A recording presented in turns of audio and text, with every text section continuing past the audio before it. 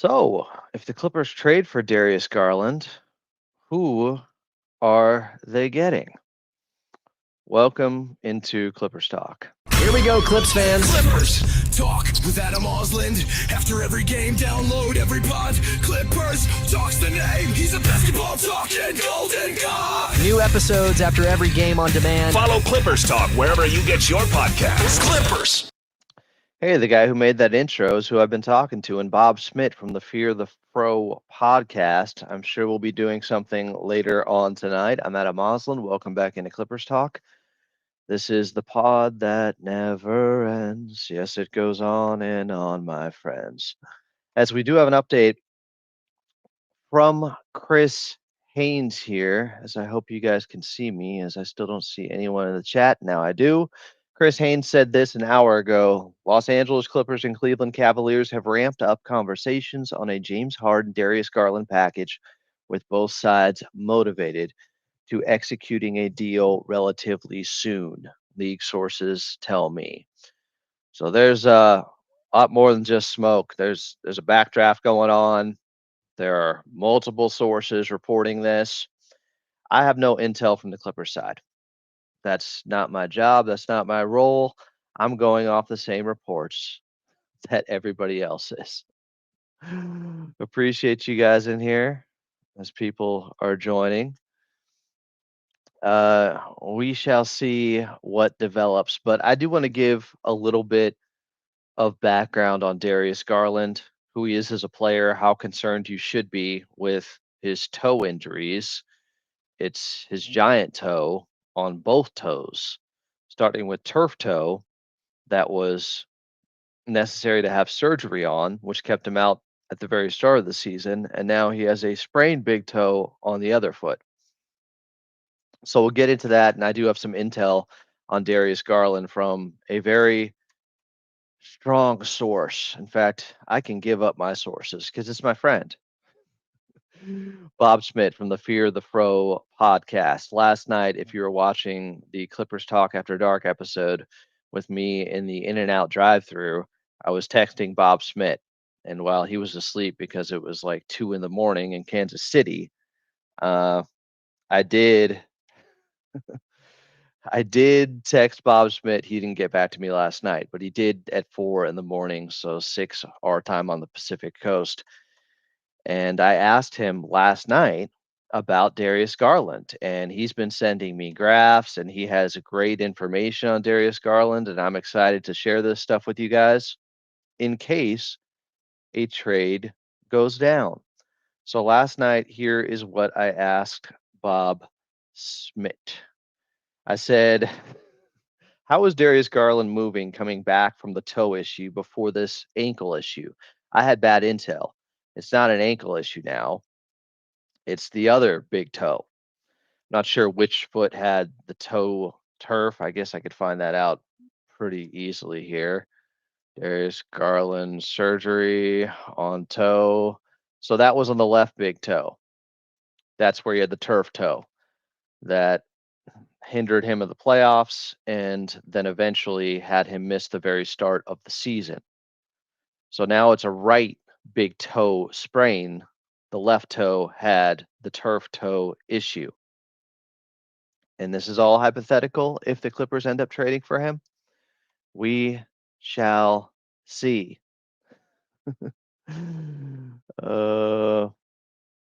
Let's get more into this with Bob Schmidt. So I asked him about Darius Garland. Bob Schmidt from the Fear the Pro podcast. And I trust him more than anyone with Cleveland sports stuff. He's realistic. He's honest. He's not a fanboy type. He's very unbiased, impartial, watches the entire NBA, is an NBA nut. He's like as close as you can get to like a Zach Lowe if Zach Lowe just covered the Cleveland Cavaliers more intensely. Bob has graphs. He has spreadsheets. He knows who Darius Garland is as a player in and out.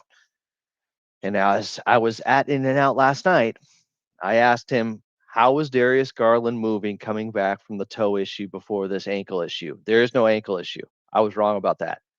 It's a sprained right toe now.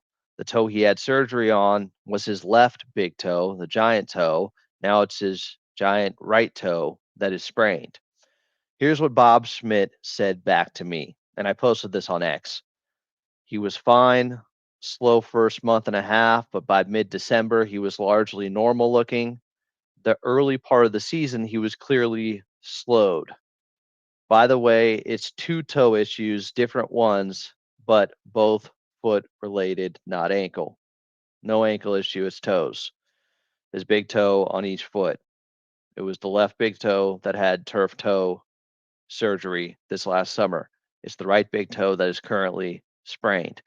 But again, asking how Darius Garland was moving, Bob Schmidt, who has watched every single one of his games as a Cleveland Cavalier, said he was fine. Slow first month and a half, but by mid December, he was largely normal looking. And if you look at the numbers with Darius Garland around that timeline, yes, he was looking to be back. You look at December, he was averaging 18 points per game. His shooting percentage is still down 43%, 35% from the outside. But then before this recent injury, with him playing 7 games in January, the numbers were even better. 21 points per game, 54% from the field, 36% from the outside, 7 assists per game.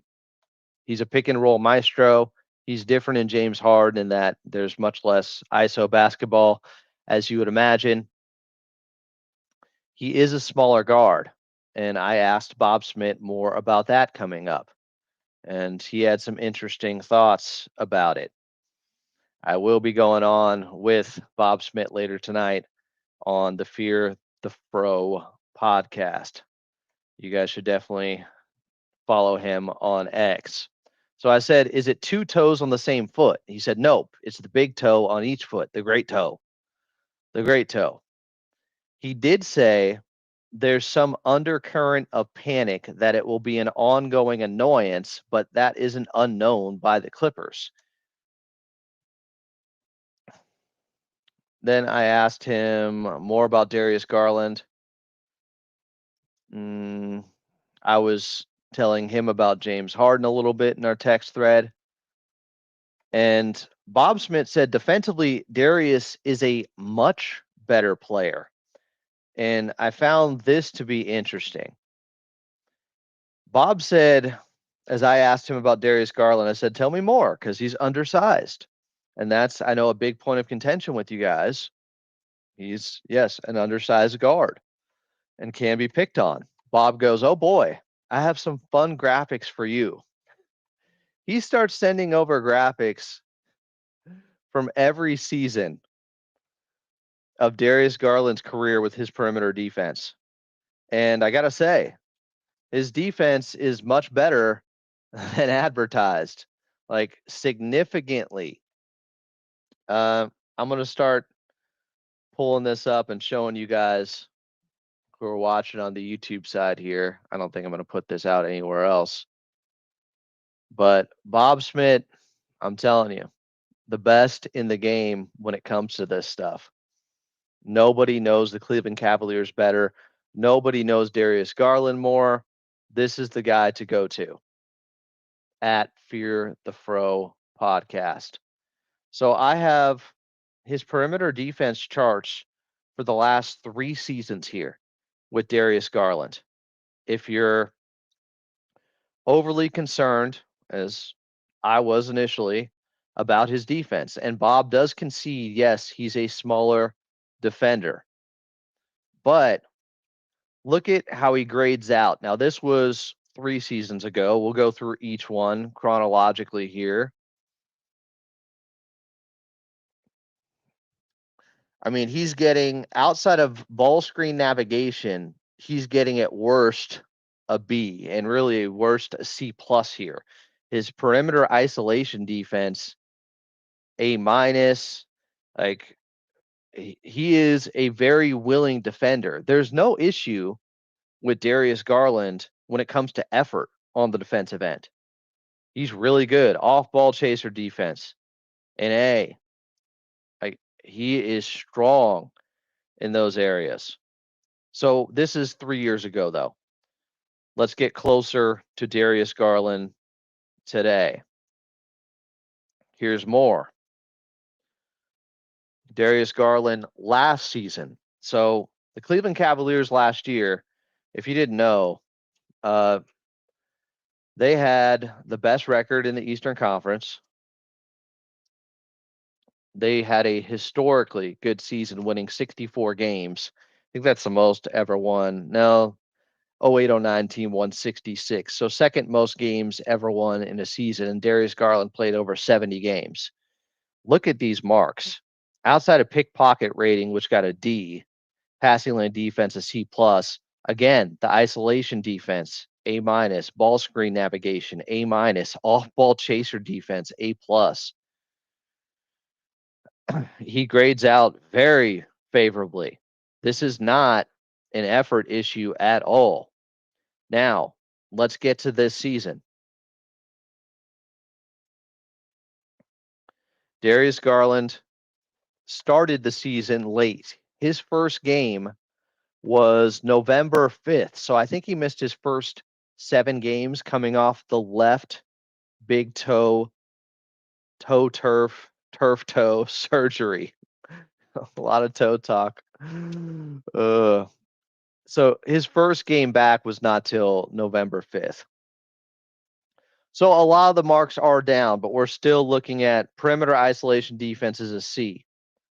Ball screen navigation B plus, off ball chaser defense B plus, pickpocketing down. He hasn't been as good. How has he been the last month and a half? Since, as we saw earlier, that the numbers have been much better. And again, Bob Schmidt told me basically he has looked the same. He said, I asked him specifically about the toe issue. How has he been moving?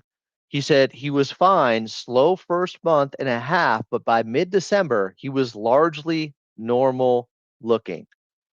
The early part of the season, he was clearly slowed. So some of these grades, obviously, it's also a team game, and they haven't been as good this season. And he was coming off the surgery, and he was slowed early on.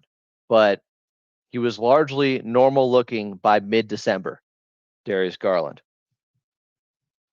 These are all the things we got to be concerned about if this trade is even made.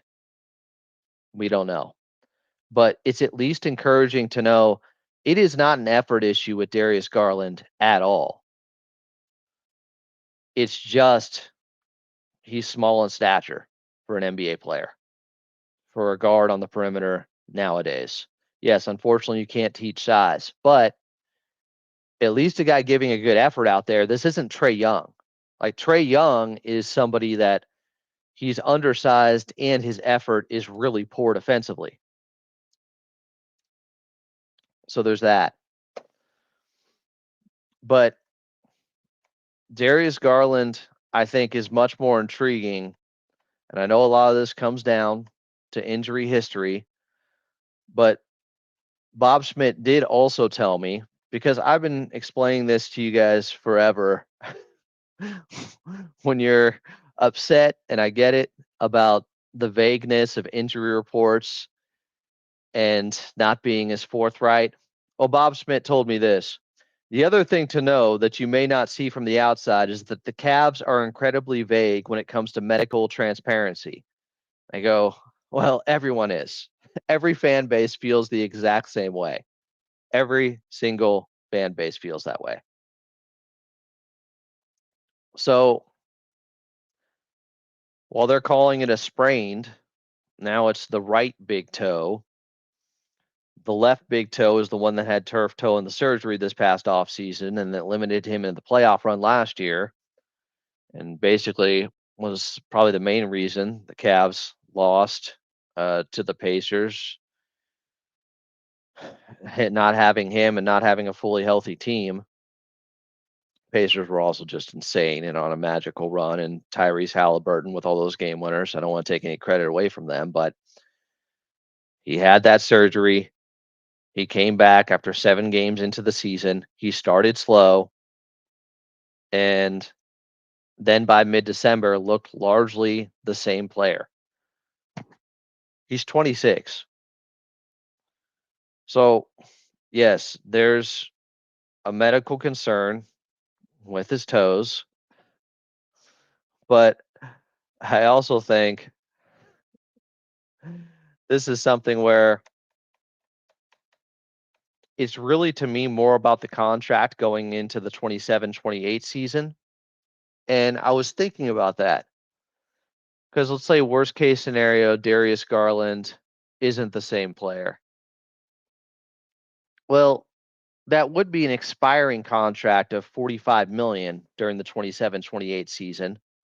If you're concerned about him having him an extra year when you're not trying to have cap space past 2027, there may be a way to get out of that deal because it turns into expiring. I think that's worth bringing up. But I also think if James Harden wants out, you could do a lot worse than Darius Garland at 26. Who would the Clippers be getting that's better? Someone said this would kill our 27 plan. Darius Garland's contract goes past 27. Yes. But because it only goes past it by 1 year when he's making $45 million the 27-28 season, it's possible that that could be looked at as an expiring contract that you could move. We're going way far out now for a guy who's not even a Clipper yet, and we'll see if it even happens. I'm just trying to gather all the information I can to understand who Darius Garland is, what the severity of the injuries were. People are dooming, of course, and saying that man, feet are gone by the time he's 30. I remember once hearing the same stuff about Steph Curry. Not saying he's Steph, but he had severe ankle issues. I think he had microfracture on one of his ankles early on in his career, and he recovered because he had them when he was young, and they figured it out. So I would say the positive with Darius Garland's health is this toe issue. It's not the turf toe that he had surgery on. It's the big toe that they're calling a sprain on the right foot, not the left foot.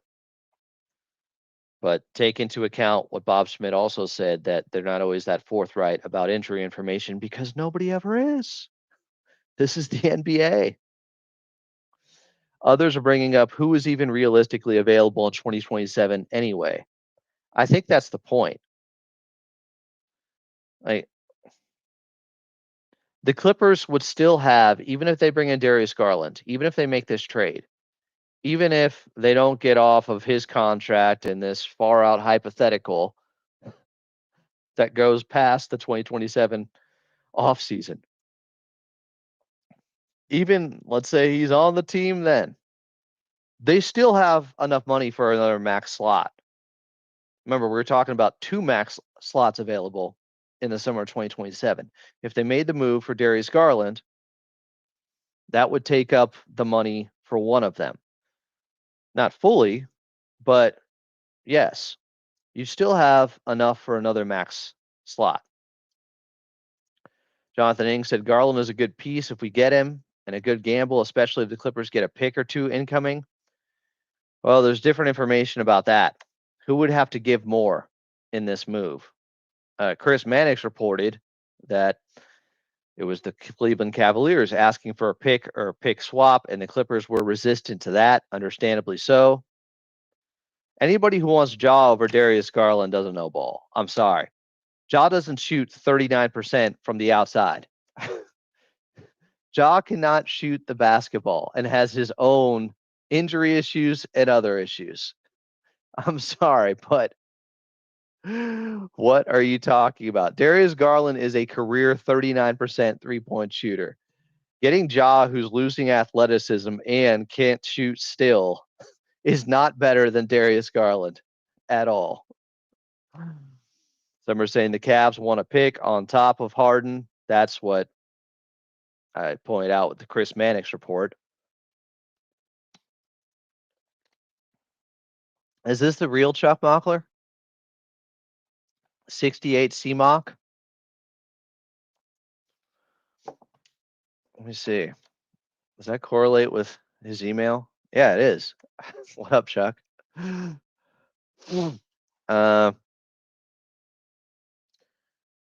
Yeah, Ja's ceiling is already lower than it was 3 months ago. Like anybody asking for Ja over Darius Garland, this is big casual stuff. It's not even close. Darius Garland is a good shooter. He can do it off the bounce, catch and shoot threes. He's a better off-ball player, I would say, than James Harden. Clearly. James Harden on ball ISO, yes, the better player, no doubt. But Darius Garland is someone that I think you can more smoothly assimilate into the offense without disrupting too much. James Harden is the system. So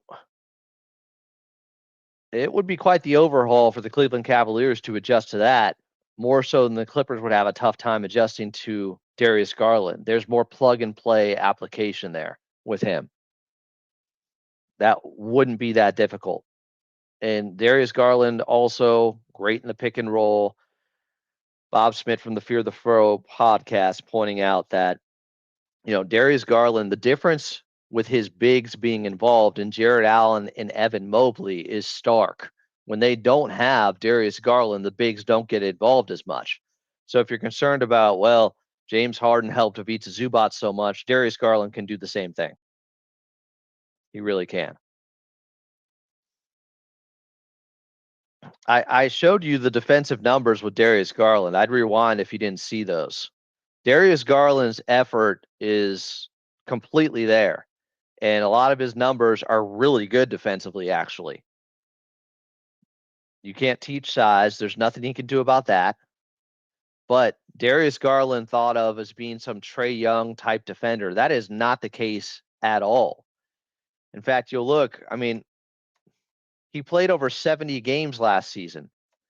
When the Cavs won 64, why do you think they had a defensive rating that was 8th in the league? Like, the Cavs defense has been good even with Darius Garland out there. There are limitations. You can hunt him at times. But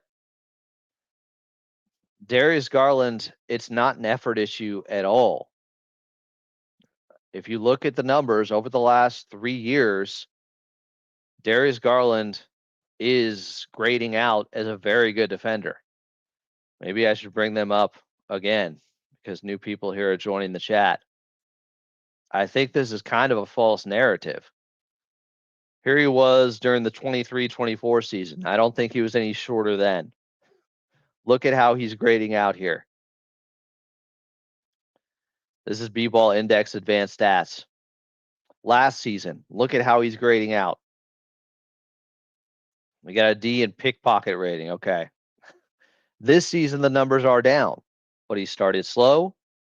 The Cavs overall are having a down year compared to expectations. I think their over-under was 57 wins. But he's still getting multiple B pluses in here. Like Darius Garland, it's clear to me is a much better defender than anybody would expect from our side. And the Cleveland Cavaliers fans know that he is not some sieve defensively.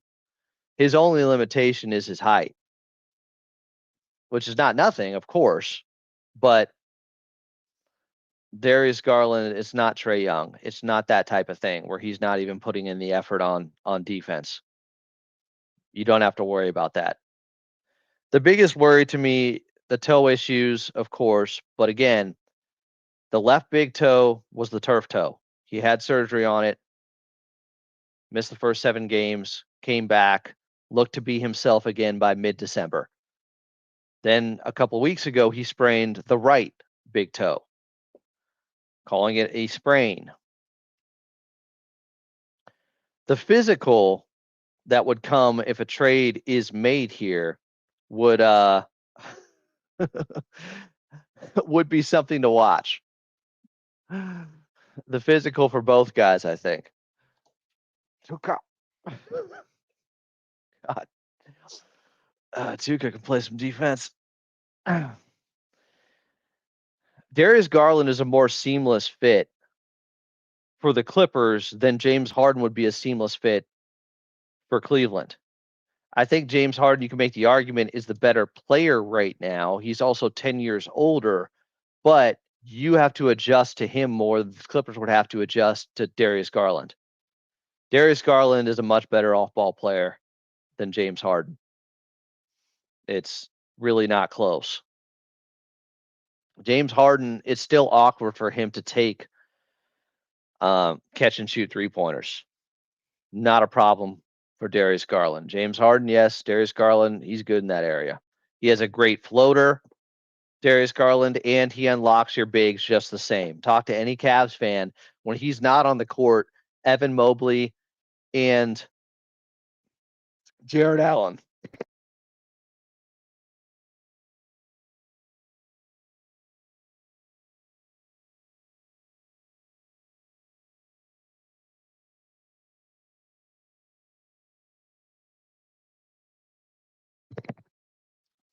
Sorry, still waking up here. It was a late night.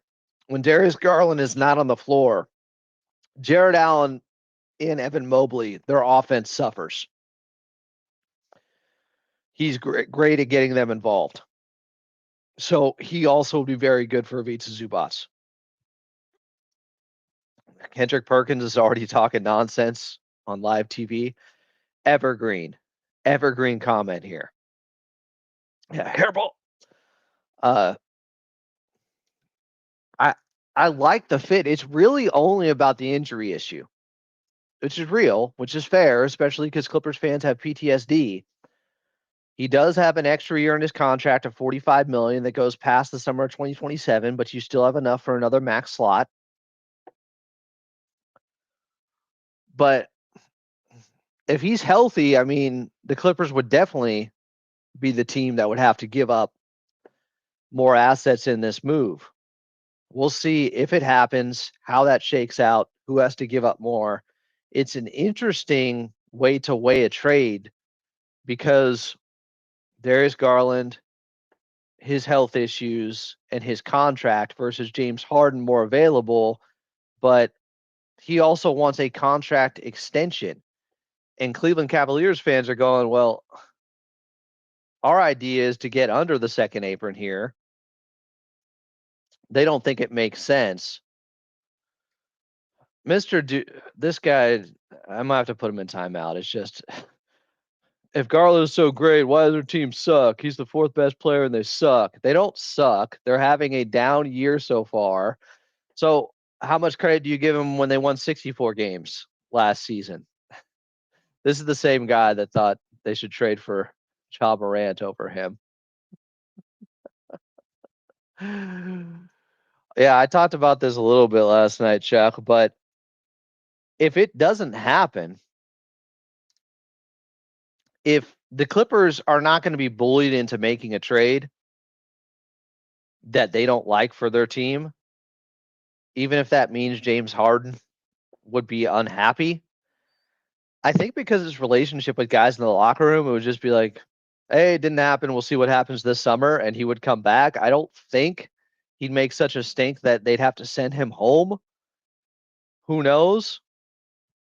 But with the way the guys in the locker room talked about it last night, I don't think if they don't get a trade done, to me, I read this as the relationship between the Clippers and James Harden is good. It's just they're not willing to give him the extension for 2 years, $80 million. So they're exploring trades because of that. If they find something that works for both, a team James Harden wants to go to, and a player or players that and assets the Clippers would want to bring in, then they're fine with doing it. But I don't think they're going to be pushed in to making a trade they don't want to make because they're scared James Harden's going to be unhappy the rest of the season. I don't think that's happening. And there doesn't seem to be any bad blood between the Clippers and James Harden. And James Harden, guys, he's been a good Clipper. Like, he has done his part. He has lived up to his end of the bargain. I think he's been really good. So I'm not overly concerned if nothing gets done. This is just a pod to talk about Darius Garland a little more after talking with my guy, Bob Schmidt of Fear the Fro podcast. And he does voiceover for Fox Sports, AM 570, the Dodgers. You hear his voice all the time. He's elite. He's incredible. Would you move to Cleveland for $100 million? what happened here?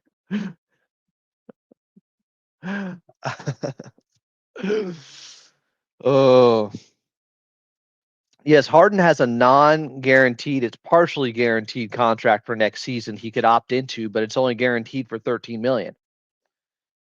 So he could opt out of if they worked a deal for an extension for 2 years, 80 million. I know from the Cavs perspective, that's what they're concerned about.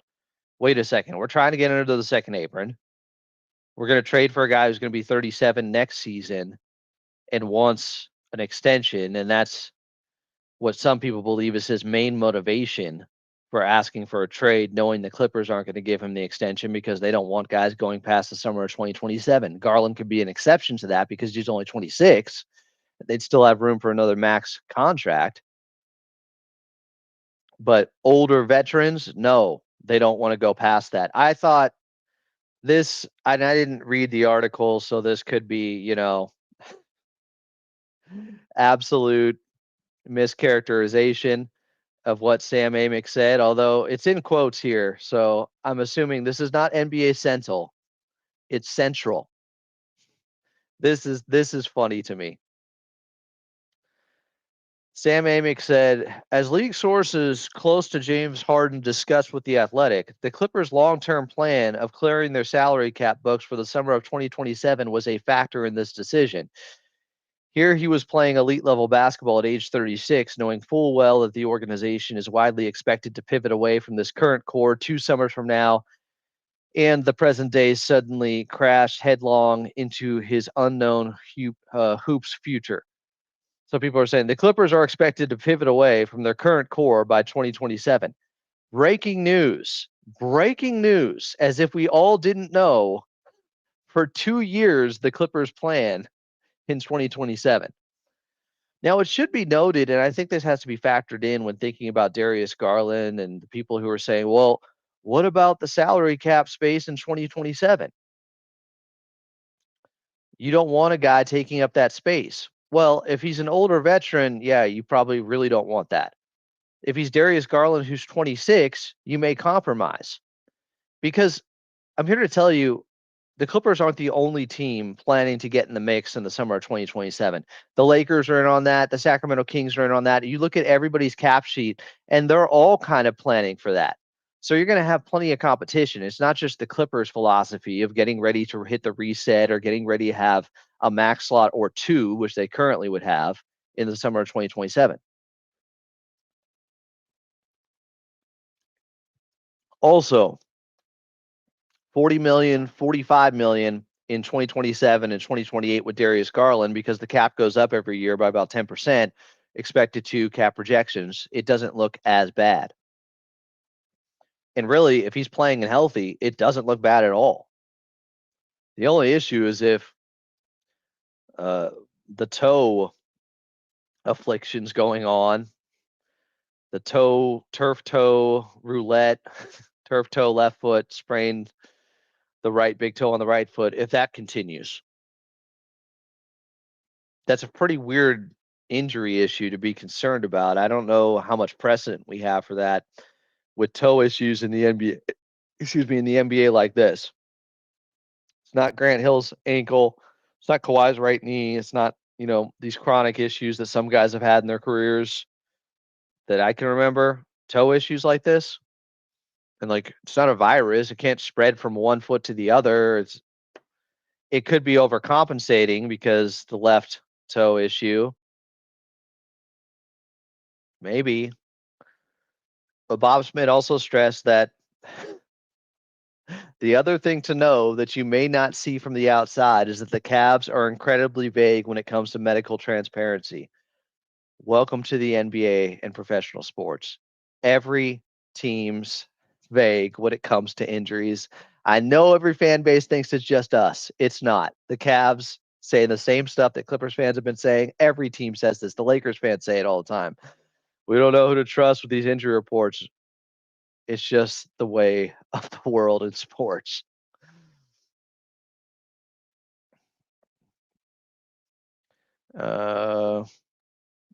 Checking the comments here. It is crazy, maybe not a coincidence, that the Clippers are taking on the Cavs tomorrow night at Intuit Dome. Now people are pointing out trades with Jaren Allen. It looks like the Cavs, one of the reasons this may not happen is because people are saying, well, the Cavs are still in on trying to get Giannis and they could trade Jared Allen. And it's just, yeah. Are they trying to have a major roster overhaul? This is a lot. So I'm only going off the Chris Haynes report from earlier that said the Los Angeles Clippers and Cleveland Cavaliers have ramped up conversations on a James Harden, Darius Garland package with both sides motivated to executing a deal relatively soon, league sources tell me. Between that, Chris Mannix, Shams, Brett Siegel, there's a lot of smoke. It can't be ignored. But I don't think anything is certain because if the Cavs have all these irons in the fire and all these plans going on, maybe it slips through the cracks. The Cavaliers have called the Mavericks discussing an Anthony Davis trade. They still want Giannis. I don't know. By the way, Chuck, if you want to jump in, I'm guessing you're at work right now. Send you a link.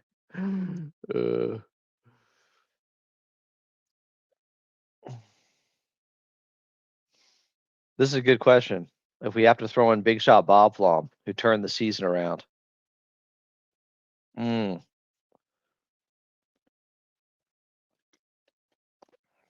I didn't realize he was such a James Harden fan, though, that he might go with Harden to Cleveland. Bob Flom, he has the negativity capacity to be a Cleveland Cavaliers fan.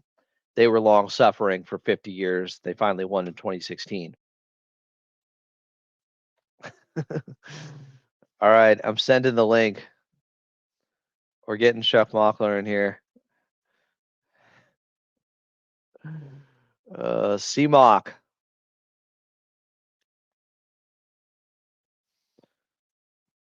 Link sent.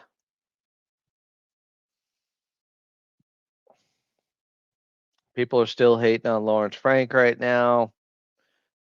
Like we're back to the beginning of the season for some.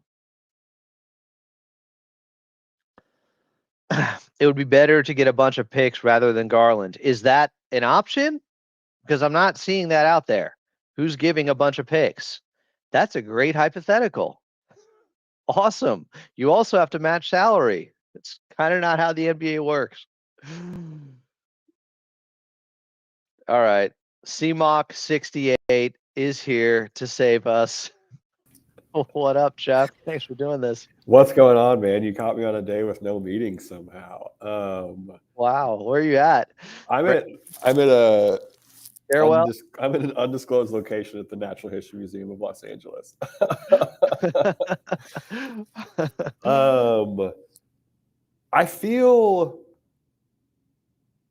don't know if this trade's going to happen. I've gone through so many different emotions of well, Harden's gone. So that he's going to be gone at some point, it feels like, but I'm like, is it happening today? I just don't. Because Cleveland's in on so many different things right now, it makes me believe that this could totally still not happen. But Chris Haynes put out that report. They're motivated to get it done. So maybe this is one of many trades from the Cleveland Cavaliers. I don't know.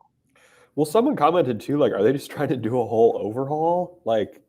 Allen and Garland being gone is, anytime you trade two starters, and the East is bad this year. If they just did Garland for Harden, I like that more for them. But I still think they're trying to shed salary because they have eyes on getting LeBron back next season. I think that's a real possibility. I mean, they are 2 games out of being the 2 seed, even though they're 5th right now in the East, even while having a down season because they were projected, their over under was I think 57.5 coming into this year, and they won 64 games last season. But they have been better as of late. They're 8-2 their last 10 games. Now some of that is without Darius Garland, obviously. And he Yeah, was it's always the guy that I thought would be moved right. because the backcourt of having him and Donovan Mitchell, neither are big guys. It's just easier to attack them, but then they have the back line to make up for them. So Is he fully back from the toe thing? so my guy Bob Schmidt with Fear the Fro podcast, The it's not sprain. the Yeah. left toe is the one that he had surgery on, the turf toe, Right. the left big toe. He sprained the right big toe 2 weeks ago. They're calling it a sprain. So it seems to be unrelated unless he was overcompensating somehow. But Bob also said he was generally looking like himself by mid-December. He started off slow off the surgery, but then he was pretty much back to himself, and the numbers look pretty good over the last month. Yeah, I was looking at just this season, his pick and roll numbers, and I like what you said about like the Clippers have a lot easier time incorporating Darius Garland than the Cavs do James Harden. Like you look at for people who hate ISO ball, James Harden takes 10 ISO possessions per game, and Darius Garland takes 1 per the NBA stats. So like, I mean, it changes the Clippers a bunch, but the fact that he's so good at the pick and roll, he does more pick and roll possessions per game than James Harden. His turnover percentage is a little bit worse, but with the frequency, it kind of makes sense. Like, I like that there's at least a foundation of like, okay, we have the pick and roll. We're not losing as much than if we were to incorporate a different kind of style point guard, but like, I feel I'm not that worried about how the team will look. Yeah. I'm They would more still be really competitive. If he's healthy, right. they're not going to have some major drop off or anything like that. Right. The issue is if he's healthy and like when he's back fully. But I guess it gives more chance for Kobe Sanders to get around and everything. But And could they still bring in a backup point guard, Well, because we're trying to move Bogey too, right? Like I don't think this changes trying to get Bogey for someone who can be there and whatever combination of Bogey and CP3 and Kobe Brown we can figure out. Like I also don't think there's people talking about how like the Clippers are going to ask CP3 to come back if Garland's hurt, and it's like I think CP3 would be very bad right now for this Clippers team. Yeah. If he wanted to come back, maybe they'd be listening, but I don't think they would go to him and ask him to come back after he was sent home for months because basically insubordination. We love CP3, but what are we talking about here? Yeah, I don't think that's happening.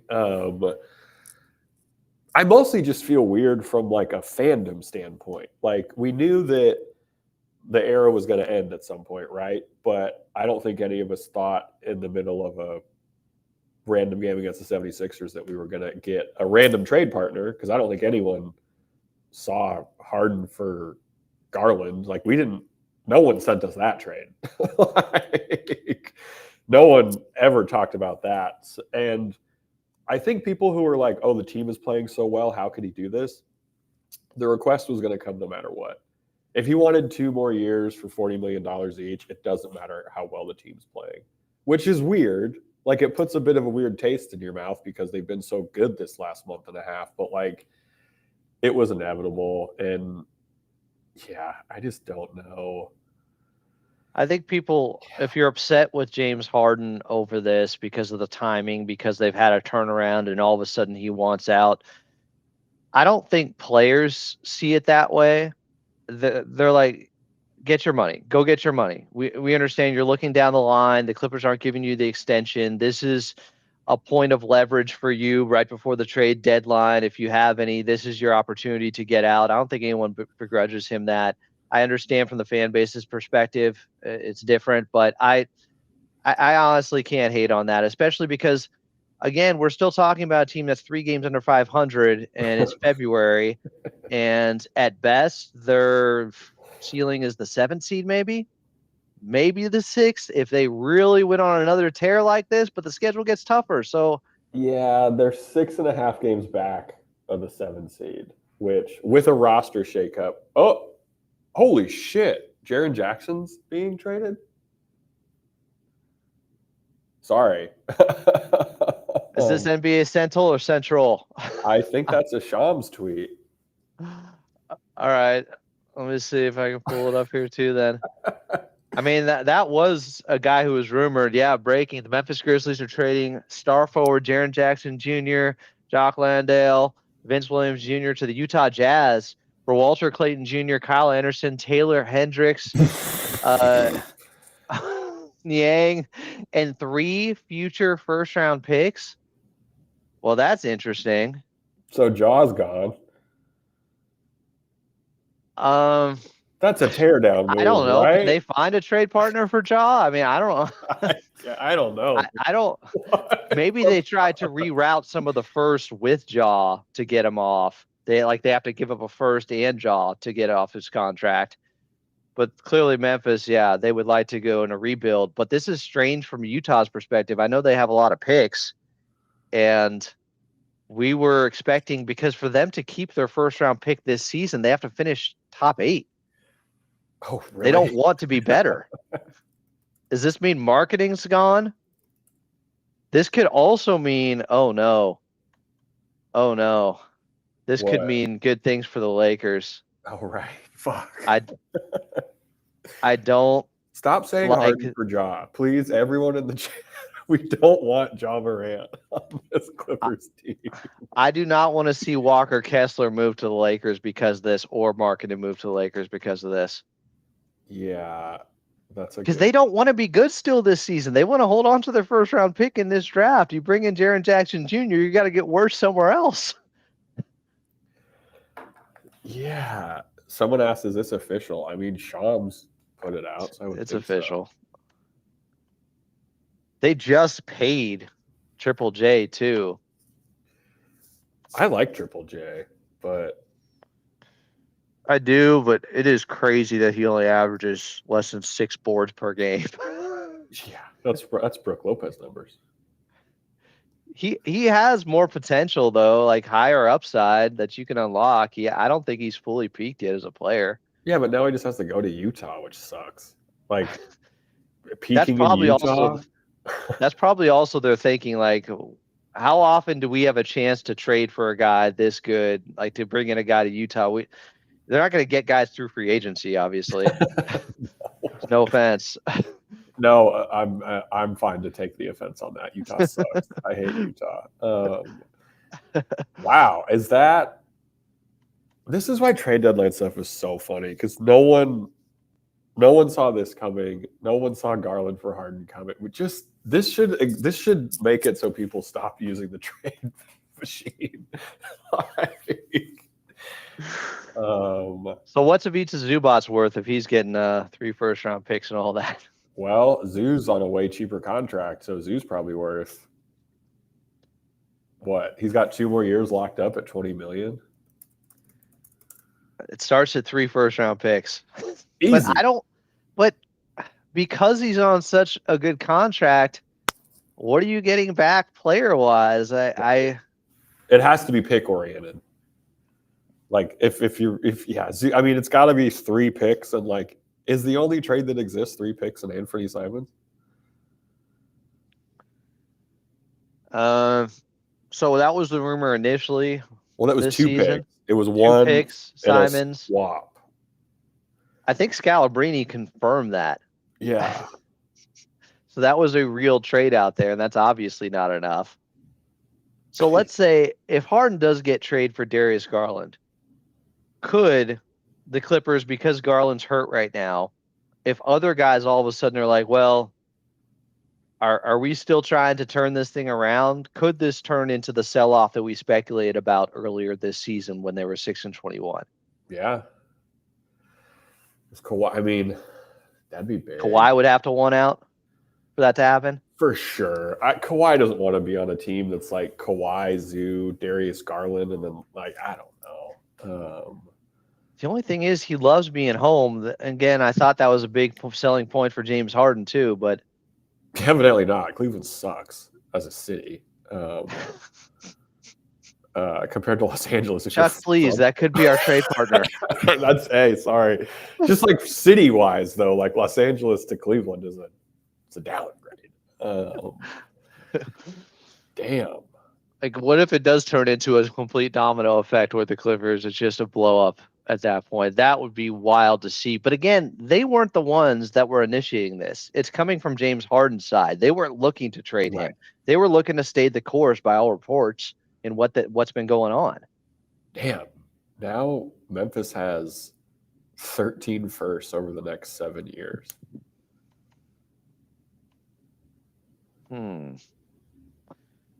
OKC light. Basically. People are saying Zoo is going to get exposed because Harden's leaving. I think people need to look at the pick and roll numbers for Darius Garland. I have an idea that this is actually going to get Zoo more touches because it takes away so many ISO possessions. If the Darius Garland, he's great with big men. All Cavs fans say when he's not there, they can't feed their big men. They can't get the basketball to him as easy. I ain't worried about that at all if it happens. No. And I also think that if you're saying last year was like Zoo's quote unquote best year, pretty damn good year. And he's again having a pretty solid man, this is so weird. So now they have I think they're going to try to get off Ja with a pick. They're going to use a first to get off of Ja's contract. We'll give you Ja. I don't think Ja's. I don't think he's that attractive a player at this point. But if you give a pick away with him, yeah.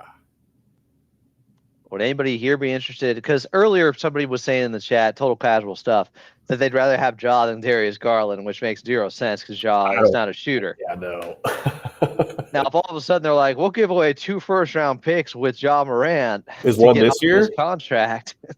If it's one this year, then let's do it. Like, if it's a first-round pick this year, let's do it. The other thing I was speculating about earlier, you might have commented. Andreas has bad reading comprehension. So I'm going to just stop saying things about how Zoo. I said he took a step back.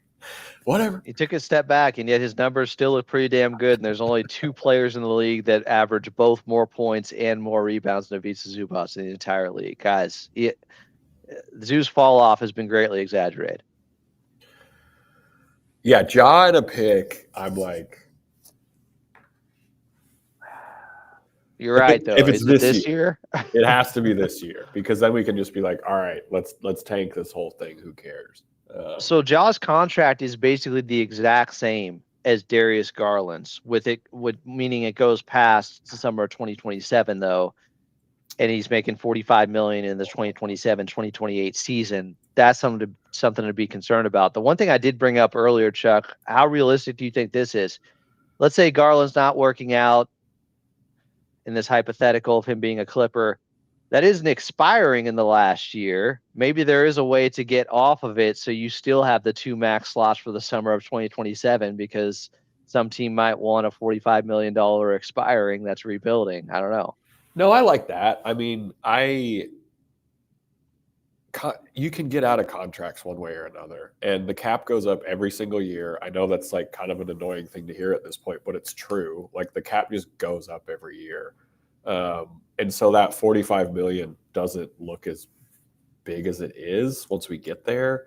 So it's like, yeah, I don't know. And then if he's the guy, you sign it. Like it is what it is. But I like that there's an out to some extent, right? Like I think the trades are insane now. So I don't think it's crazy to think you could get out of it. I'm definitely much higher on Darius Garland than I was last night in looking at the defensive metrics and the numbers there and just how it is not an effort issue at all with him defensively. Right. It is just size, and he has compensated for his lack of size in many areas. He has. All the numbers say he is a plus defender on the perimeter the last 3 seasons easily. Andreas is saying he'd take low percentage Lopez 3 over Zoo's hook shots. Go for it. Well, that's a real ball knower here in the chat. Good shit. Your 2K rosters are very boring. People have scrambled their brains about Ivica Zubats. Like the hate they got for Ivica Zubats, you all need to get it out of your heart, some of you. Man, where does Ja go? Oh yeah, we still have to sign Miller and Kobe. Like we still have to figure that part out of it. I mean, if they have to waive CP3, then you have to waive them. Peace. Peace out, man. Did you just fade away? yeah. I just Dissolving Chuck. There was that report from Ramona saying that the Clippers weren't shopping CP3 or weren't that focused on it or something like that. It's like every team out there knows that they can get CP3 right now. They know he's been sent home. If you want CP3, I think every team out there has gotten the word with the CP3 bat signal that he's available. Yeah. He's been available for 2 months. He's playing basketball against Mookie Betts. Like, you can have him. I like this question from Terry. And we'll talk about this on C&D later, but like, how are we feeling about the play-in and whatnot after this? I don't think if Darius Garland is healthy, who knows what else happens at the trade deadline, but let's just say it is just Darius Garland for James Harden and that's it. And Kobe, yes, and Jordan Miller get their contracts. I don't see a ton of drop off. I don't. I think the fit would be pretty seamless and pretty easy for this team to integrate Darius Garland, and he's way better off ball than James Harden. The only thing would be if Kawhi misses time, he would not be able to carry the way James Harden has. That's where, like, thankfully John Collins is playing better, but we need losing Harden. You lose a huge consistency guy in terms of regular season play, and especially with Kawhi being out, like that. That's where I get a little worried. But it's also like if Kawhi misses any time anyway, we were worried even if Harden was here. Like, right. It's not like James Harden, make no mistake, is probably the greatest regular season floor raiser in the history of the NBA. So yes, there's no way to make up for that. James Harden with, any four guys in the league has found his way to the playoffs every single year. Like, he is very consistent and he's great in that way. You can't say the same about Darius. Could he be a better piece next to Kawhi Leonard? Maybe you could talk yourself into that just because he's better off ball than James Harden is. I don't know.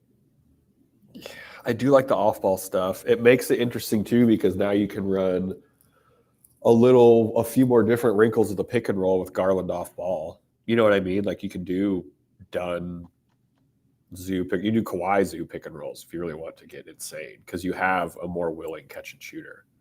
Especially when you talk about the speed angle with him and how much quicker he is and how fast he plays. The Clippers, when's the last time they had a guy like that can move like Darius Garland?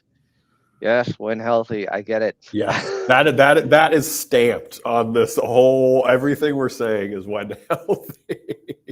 He played 70-plus games last season. I know he's had the turf injury since then, but it sounded like he was good to go by mid-December coming off that injury. He was basically back.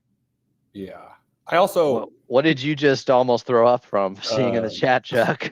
What did you almost up, Chuck? The Grizzlies now have a $28.8 million trade exception from this deal, which is the largest in the NBA. This is a big-ass trade exception. So last season, by the way, when Darius Garland played those 70-plus games, he shot 58% from 10 to 14 feet out. Like, I've heard his floater game's really good. He's got some mid-range capability. He's 151 shots. It's not crazy amount, but it's definitely something.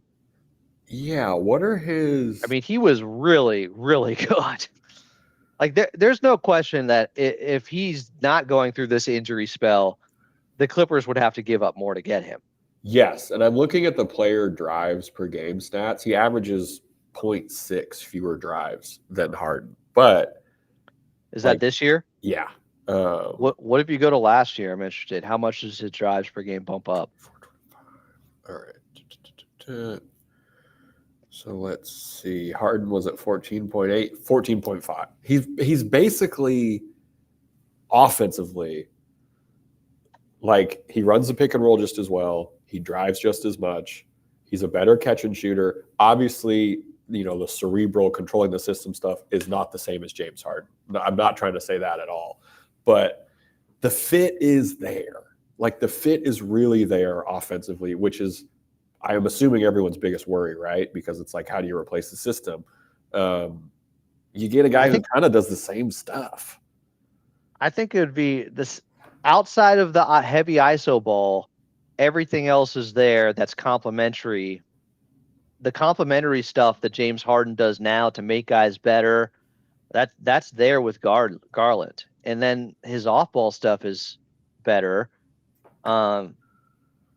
I think it would be pretty plug and play, honestly. Yeah, absolutely. Like, obviously there's some chemistry stuff to work out. You hope, we get to see the after practice work with Zoo and Garland and Lopez and Garland and Yannick and Garland, but it's there. Something like, he also is a great off the court guy from all accounts. Like, guys like him. Good dude. Yes, that like, I'm bummed about the locker room. Collins' quote last night kind of bummed me out. He just seemed so sad because he's also feeling very good currently about his time at the Clippers. So, and I also guess, like, we still have to wait. Like, we don't know if this is gonna happen. No. What did I title this? Let me make sure I'm covered. If the Clippers trade Harden for Garland. Okay, I got if in there in the first word. There we go. I'm being yelled at that I should get some work done, so I need to go. But we'll be back at 5:30. Thanks, Thank Chuck. you for having Talk me, to you at Adam. 5:30. Be nice to Adam in the chat. It's too late for me. Save yourself. Appreciate everybody in here. Appreciate CMOC68. I was like, at first, wait, is that Chuck? And then I checked.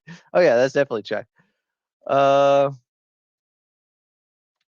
So I'm trying to see if we have any more smoke because there's just so much with the Chris Haynes stuff coming out earlier. I mean, you have your big boys, Shams, Chris Haynes talking about this, Tomer Azarli, Brett Siegel. Like, it's real. And with Chris Mannix saying in advance talks last night, and now Chris Haynes saying both sides motivated this morning to executing a deal relatively soon, I would think that means there's a real good chance this could happen. But nothing's a sure thing when there's all this stuff in flux right now. Oh, great. Norman Powell's downgraded to doubtful. Is he getting traded from Miami? You know how it goes, the rampant speculation anytime a guy is questionable or just out and missing a game around the trade deadline. So Triple J gets moved to Utah. I'm assuming Utah is open for business, maybe with Markkanen and Walker Kessler. I assume they want to keep one of them. They probably want to keep Walker Kessler. If you want Markkanen right now, it's possible. I could see the Lakers going after him. They would rather have Walker Kessler, but I think it'd be harder to get him because Utah still wants to lose. They have to finish top 8 to hold on to their draft pick. Or else it goes to OKC, I believe. Is that right? Or does it go to the Knicks? Because there's another team in the exact same scenario where they need to finish top 8. So them get like can't be too good. And maybe they've lost enough games to worry about that. Let me see. What's the Utah Jazz's record currently? I know they won game 1 this season. Who'd they beat in game 1? I can't remember. Utah's 15-35. I don't know. There's a lot of teams competing in this draft to get into it. Well, the Charlotte Hornets have won 7 straight and are getting away from it because they have enough young guys that are developing right now. Now, Dallas, Utah, New Orleans, Sacramento, Indiana, Washington, Brooklyn, Milwaukee, most likely. There's a lot of competition. Utah can't finish out of the top 8.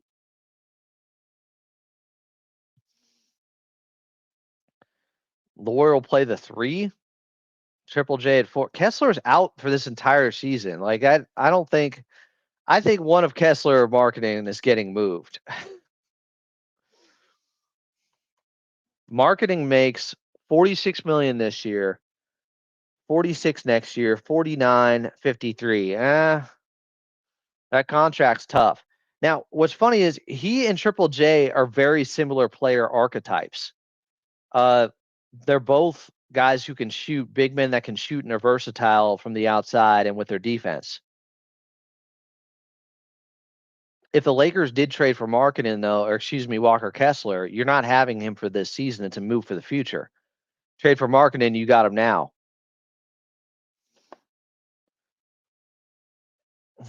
The odds are dropping on a James Harden trade. Yeah, maybe it doesn't happen. I don't think anything's certain, despite all the reporting.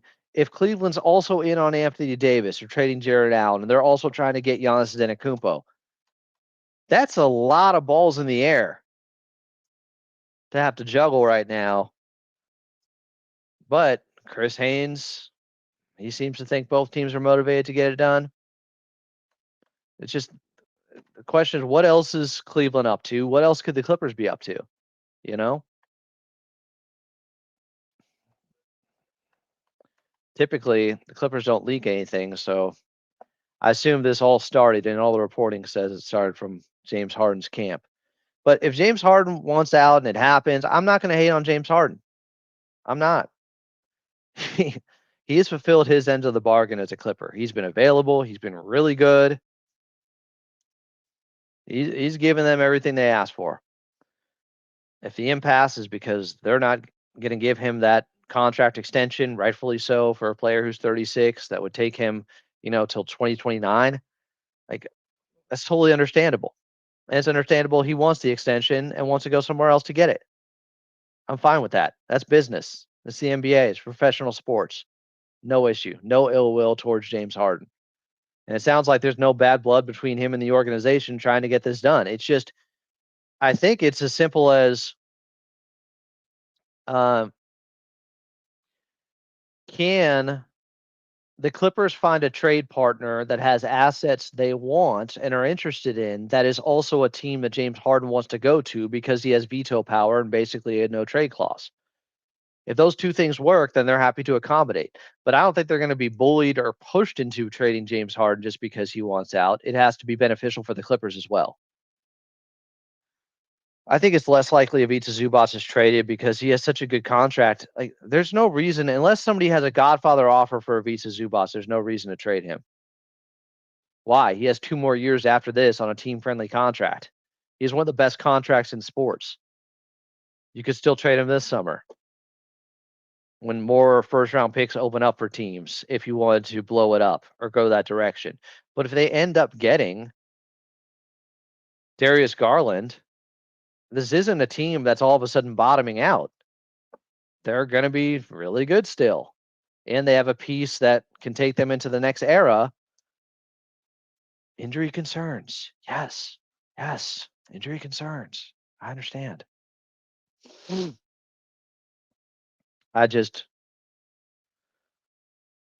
trying to keep up with everything going on. Triple J is going to Utah. Would you trade Ivica Zubac for the type of package that Triple J got? Depends. I don't know the contract situations with all the players they got back for him. Like, if you're getting back long-term contracts that are going to impede your opportunity to make moves in 2027, then probably not. And it also depends. Like, yes, Memphis, you probably want their first-round picks because they're going to be bad this season. How long are they going to be bad? You got to evaluate all of that when you're talking about first-round future picks. Are they going to be top 15 picks? Bottom 15 picks in the first round?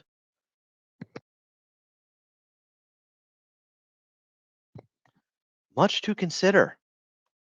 Much. It looks like I'll be going on with the Fear the Fro podcast later tonight, by the way, or he's coming on with me. People are expressing their thoughts on James Harden and his time as a Clipper. I don't think Harden was almost blackballed out of the league. I don't think that was the case. Jonathan said, as much as I hate Harden's play style, he has been a great Clipper, one of the Clipper GOATs in his tenure. Yeah, you can make the argument he's a top 10 Clipper of all time. You might say, if you're a Laker hater on the Clippers, the bar is low, but he's been really good. Yeah, I don't disagree with this. It is similar to Norm. He wanted a long-term contract. That's not in the plan for the Clippers, and Norm was younger. But I have no issue with either of these players. Like them both. If James Harden is still here on Friday, great. I think the locker room would welcome him back. I don't think there would be any issue. I think it's just seeing if they can make both sides happy. James Harden to go to a place where he can get the extension, and the Clippers happy with getting good assets for him. Some are already saying going to miss him. Well, we'll see. This is quite a 12 hours. All right, about 16 hours now since we found out. Again, don't know if it's going to happen for sure. Wanted to do this show to outline more of Darius Garland, who he is as a player, what the Clippers could expect if the trade is made. And there's been even more smoke.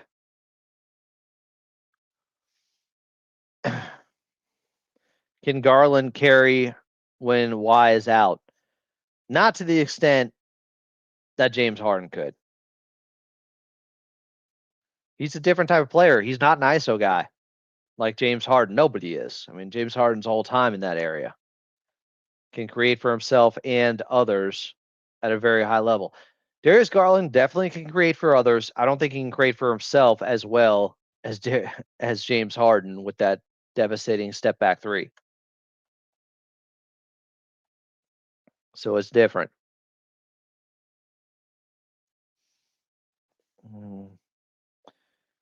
ZTV 1990 said Darius Garland to me would be better for the Clippers in the long run due to age, and Harden is becoming an old head who could struggle against the faster, younger guards. Well, yeah, Darius Garland is 10 years younger. He just turned 26. There's huge upside there. You get the toe issue figured out, and maybe it's not that serious. A lot of people, the Cavaliers are pushing that this right toe sprain isn't serious and isn't related to the left toe with the turf toe that he had surgery on. Today, Junior. The toe talk is, my tongue is going to have to adjust here. Pause.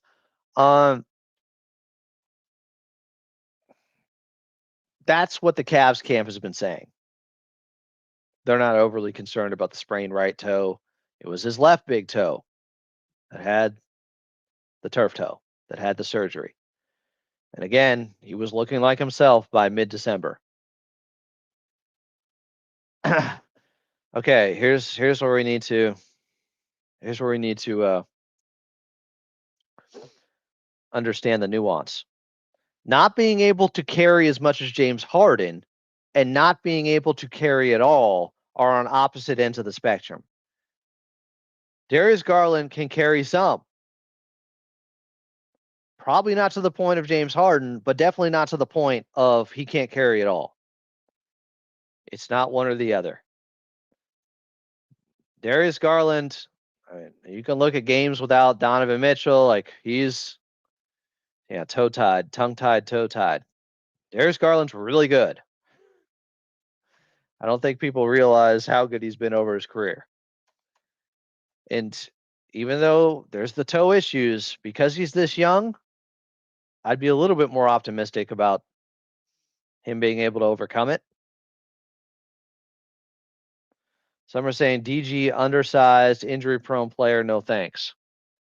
He is undersized, but he's also grading out as a good defender. So it's not Trae Young. It's not John Morant. Darius Garland gives his all on the defensive end. What about compared to others making that much? What others? Who are you talking about? And how much is 40 million when the cap goes up in 2 years? Like it. Yes, I mentioned this earlier. Harden might be the highest floor raiser the league has ever seen. Nobody can top what he does there. But if Darius Garland is not ISOing as much, there's an opportunity for other guys to eat more and prove themselves, even when Kawhi is out. Or yes, he can't ISO and carry as much individually, but is he more of a willing passer? Yes. And is he better off ball than James Harden? Yes. And when you have young guys making moves like we've seen this season, that could help them.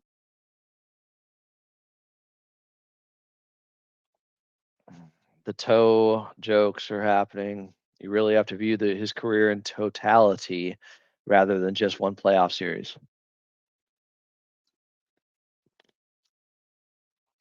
I brought up Steph having the ankle injuries early in his career, early on this show. Yeah, it's a good point. Well, no one's saying DG is going to be the number one option on a championship team. No one's saying he's a Clipper yet. Just looking at who he is as a player and the possibility of this happening. Because, yeah, the smoke's not coming out of the chimney quite yet, but feels pretty close.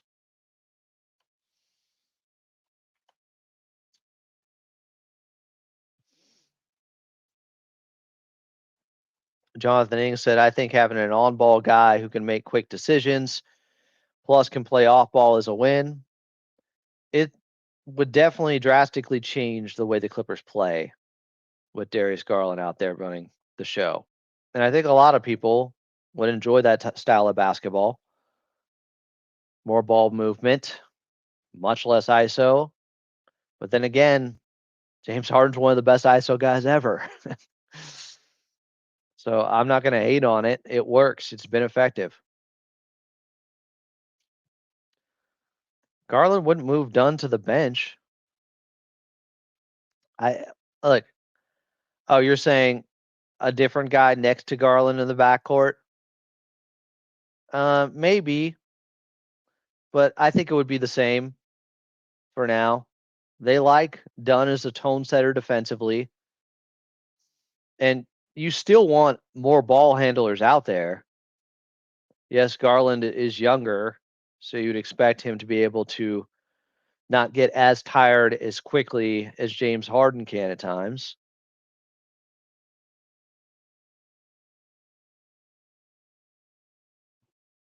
We don't need to trade Zoo to open up the lanes for DG. Again, John Collins still on the heater with the Vitsa Zubats back. Kawhi Leonard still playing well with the Vitsa Zubats back. This whole idea of spacing. Zubats has been just fine. He hasn't cramped their spacing. That whole false narrative, it's over. Garland is a better defender overall. Like he is more in tune defensively. He works harder defensively. James Harden does have the quick hands and is a better post defender, but perimeter defense, Garland is better even though he's smaller. He gives the effort. He stays in front of his man. Yes, he can be picked on at times.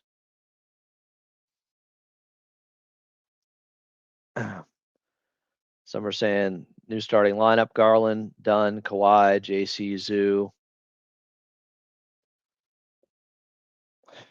Nobody toes what's wrong with him except you. Thanks, Adam Toastradamus.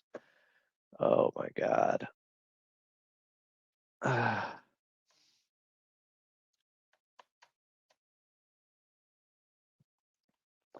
Some might think I'm just towing the line in case they get him. Look at this. We don't need Harden. These players got to get back in line and do their job. I'm for the trade and get us a pick. I wonder he spells genius differently. James Harden has been a very good Clippers. Very good Clipper. Very good for this Clippers team. I ain't hating on James Harden no matter what happens at all. It's not going to be coming for me. He's been available. He's been a leader. Off the court, he's had the guys in Arizona doing, private training camp stuff. Like James Harden's been a great Clipper. It just could be a mutual parting of ways because he wants the contract extension. Clippers aren't going to give it to him. They still have to find a better and an acceptable trade package than just, James Harden wants to go. Well, we got to get rid of him. No, the Clippers aren't going to do that. They're going to trade him. They're going to get something back that they want. Could be Darius Garland. Yeah, Garland, much better lateral quickness, but he also is just he communicates better defensively. He's in tune with trying to play five guys on a string. He doesn't fall asleep off ball the same way. Like he's better. And this is one way, like getting younger talent isn't that easy to do. Guys as talented as Darius Garland. We've talked about this before with other possibilities. Like you're probably going to get a guy who has some flaws. His flaw is the injury stuff and he's undersized. But beggars can't be choosers. If you want young talent, you're probably going to have to take some risk. If the risk is getting off James Harden to get him, I don't think that's the worst idea. I am more pro Darius Garland the longer that this has gone on and the more information I've gotten in about Darius Garland for James Harden. But we'll see if it happens. Some are saying I'm not mad at getting a good young guy like Garland. I mean, he just turned 26. There's great reason to think that his prime is still on the horizon, that he's still going to get better. It's just about the toe issue. Again, for those coming in late, he had turf toe at the end of last season on his left big toe. It took him out of the playoffs. He had surgery, and he came back 7 games into this season.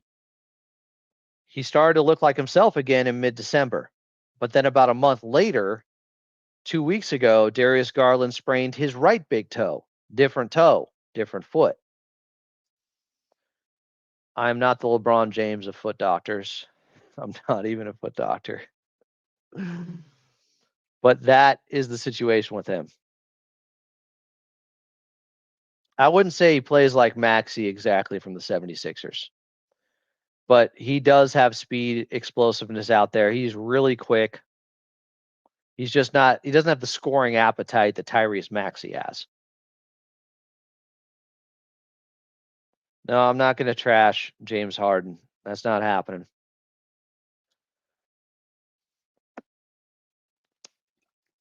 Not just because I'm trying to cover my ass in case the trade doesn't happen. The trade can happen, and I'm not trashing James.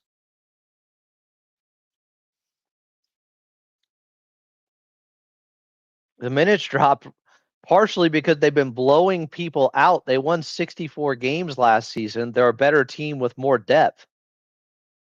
And the injury issues. Like, have I not mentioned the injury issues?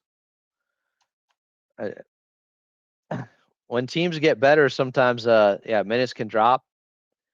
He went from, playing 33 minutes per game in the 23-24 season to playing 31 minutes per game last season while they were smoking everybody and had the second best record in the league with 64 wins. And he's right about there so far this season in his 26 games. He played 75 games last year. I will say Darius Garland in the playoffs has struggled at times if you really want to look further out. He in, let's see, 5 playoff series. Well, maybe it's a little bit overblown. He is averaging 17 points per game, 43% from the field, 34% from the outside. The efficiency has gone down some. and 120 assists to 60 turnovers, so 2-to-1 assist to turnover ratio. You'd like that to be a little bit higher, but he has had definitely his last playoff series last season against Indiana with the turf toe. He only shot 34%, but he was injured. He only played 3 games and then had surgery, so that's bringing down his overall numbers too. In his 5 playoff series, we're talking 22 games total. I'm not trying to talk myself into it. I've liked Darius Garland for a while, and for James Harden, it could make a lot of sense.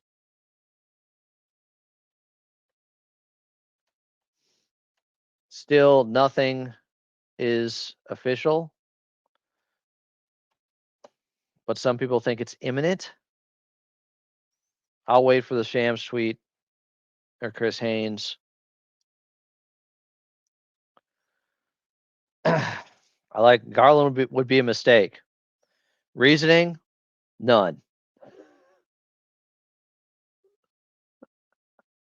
Cavs fans are wondering, oh, wait, are we going to give James Harden that contract extension? They're concerned about that.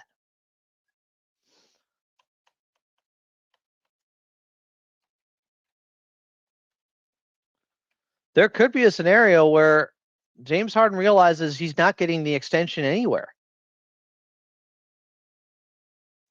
or with any of the teams he'd be willing to go to, and therefore this whole thing falls apart and doesn't happen. Could be that simple.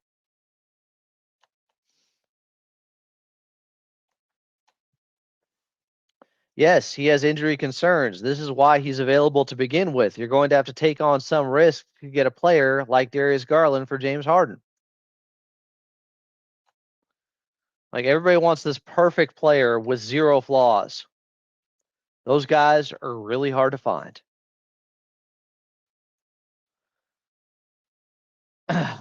So I would consider that when evaluating whether or not to do this trade.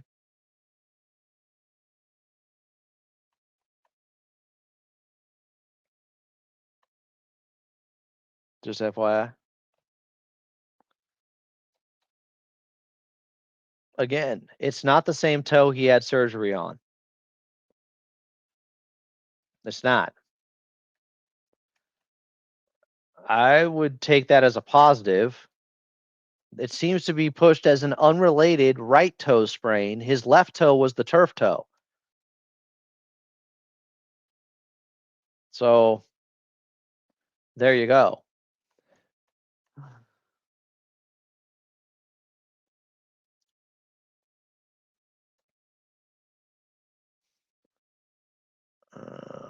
Give me a second here, guys. Just checking on some stuff.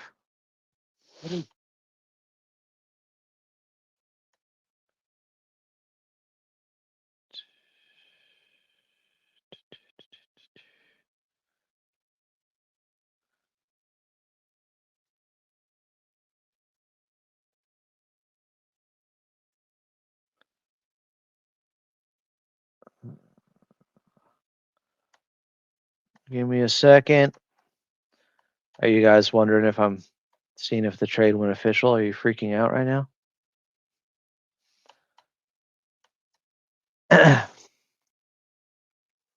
No, nothing's official.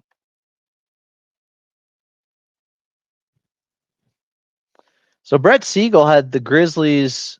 He has the Grizzlies emerging as a potential suitor for Jakob Poeltl because they lost Triple J, and the Kings' Domantas Sabonis. Domantas is making big money. Oh, just in. Chicago, Minnesota, and Detroit have agreed to a multi-team deal that sends Jaden Ivey and Mike Conley Jr. to the Bulls and Kevin Huerter and Dario Saric to the Pistons. Detroit also receives a 2026 first-round protected swap from Minnesota. So Jaden Ivey and Mike Conley to the Bulls, Kevin Huerter and Dario Saric to the Pistons, and Minnesota gets a 2026 first-round protected swap out of it, or no? What's Minnesota getting out of this? It's not exactly the needle mover we were waiting for. They're getting off Mike Conley. Wow, that is definitely a trade of our time.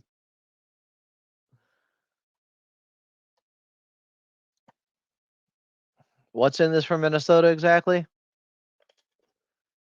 Other people are pointing this out. Minnesota has to be getting something back salary here. Hopefully they don't get Kobe White back in this trade. There's got to be more to this. I hope it's not Kobe White going to them. Herder to the Pistons. They're clearing salary in Minnesota, it looks like. Are they going to get Giannis?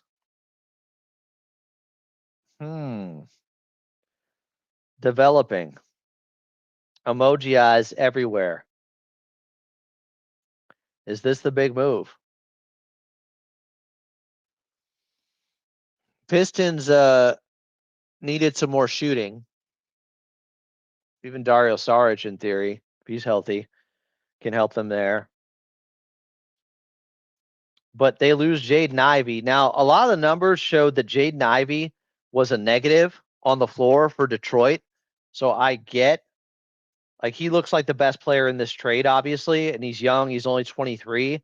But if you look at a lot of the on-off numbers with Detroit, Jaden Ivey was a negative for them, but he's still 8 points per game, 45% from the field, 37% from the outside. He's had his own injury issues, but there's upside there. I like that move for the Bulls, but does this mean Kobe White is gone? I'd take the flyer on Jaden Ivey. He's 23. I get, though, why Detroit would move him. Oh, so what's the next ball to drop here? Shoot a drop here with Minnesota with getting some cap relief. All four of these players involved in this trade are on expiring contracts, by the way. Jaden Ivey, Mike Conley, Kevin Herter, Dario Saric, all of them. And apparently Saric can be moved again right away.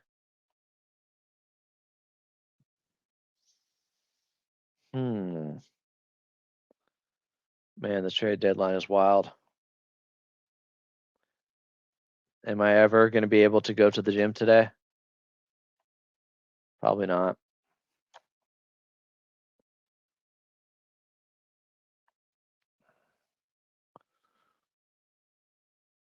Like, Jaden Ivey's had injury issues. He looked like he was going to be a part of the Pistons' future moving forward. Zoo was unequivocally a top 5 center last season. He's not playing like one now. Can he get back to that level? It's possible. He's still just 28. He's had injury issues. He's just starting to get healthy again. Anybody who watched ball last season knew he played at a top 5 level. He was 6th in Defensive Player of the Year voting. He made an all-defensive team. He almost made an all-NBA team. What are we talking about? Bulls getting Jaden Ivey is a nice move. But these guys are also expiring. How long are they going to be there? They're all expiring in this deal.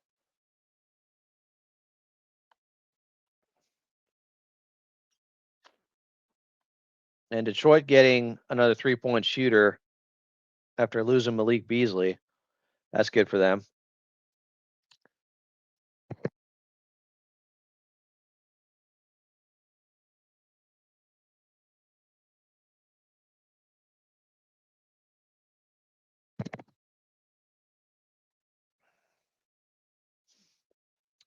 If we acquire Darius Garland, do you see a path where we could send Kawhi to the Warriors for Moses Moody, Jonathan Kuminga, and a first-round pick?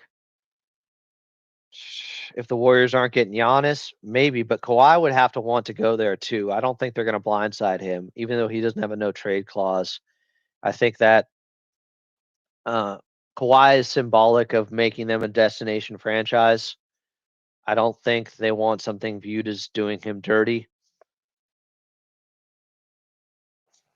And yeah, I wouldn't rule anything out at this point. Can you be a lifelong Clipper if you started your career in 2 different places? That's the question I'm asking.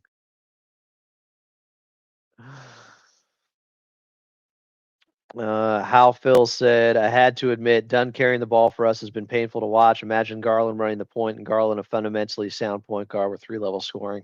He does have 3-level scoring at the rim, in the mid range, 3-point shooting.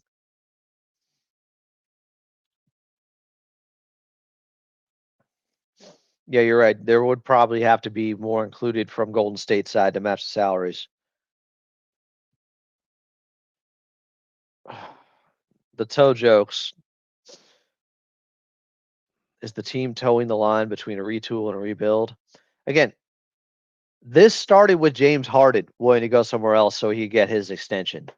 This was not in the Clippers' big plans to have some sell off right now or to trade James Harden and have a retool. Yeah, the investigation with Kawhi. Some people are speculating that, oh, James Harden wants out because he knows Kawhi is about to be suspended. That's all speculation. We have no idea. Portland's trying to get in on Giannis. There were reports that Dame was trying to woo him to Portland. Like,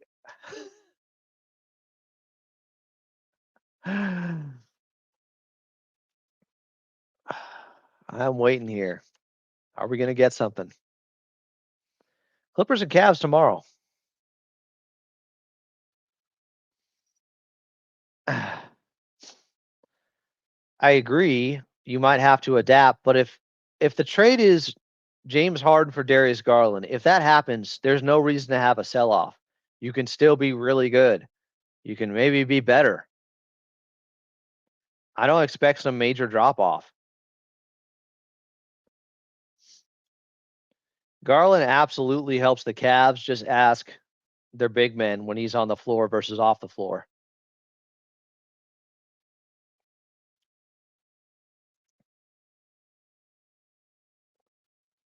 Could the Kings Cavs trade be reworked into a 3-team deal? Maybe that's possible. I'm not sure if the ink was already on the paper and signed or if it's official yet. I don't know. No, a lot of people wanted Keon Ellis. I like Keon Ellis, but he also the Kings are doing dumb stuff, obviously. They devalued him not playing him, and they thought they were going to get a first-round pick, and instead they had to attach him to Dennis Schroeder to get off Schroeder's contract, who they just signed to a 3-year deal this past year. And they said that was their biggest offseason signing and the number one guy they were going after. And then they had to give away Keon Ellis just to get rid of that contract, which is foolish and very on brand for the Kings. But they have a new front office with Scott Perry, and yet they're still making questionable moves. Questionable is kind. Yeah, it looks like Minnesota's opening up more cap room. Does that mean they're going to get Giannis?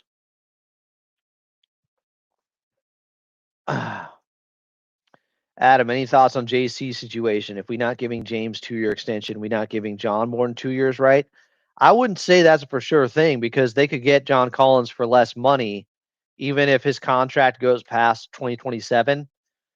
The reasoning with James is he's 36. Giving him an extension that takes him into 2029 doesn't make a lot of sense. John Collins is 28 and would be getting less money annually, presumably on a new contract extension. So no, I don't think it portends anything or tells us anything about how they feel about John Collins and if he could be a guy that goes past a 2-year contract. But the Kings just got a new front office. It is not the front office, it's Vivek. And I love him. He kept the Kings there in Sacramento, but the common denominator is their owner.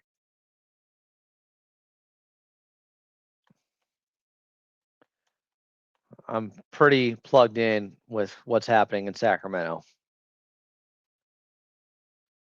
So the Wolves gave up a first-round pick swap to dump salary. What's coming next? They're under the first apron. Something is coming with Minnesota here, guys. Something is happening. Brian Windhorst.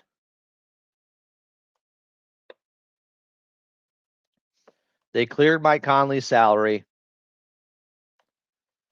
They're making a move here. The question is, how big will it be? All right, Sacramento. Y'all are too much. These toe puns and the wordplay going on. But I'm having fun here. These are the days you live for. As a streamer online. Is that redundant? Yes. Things are happening.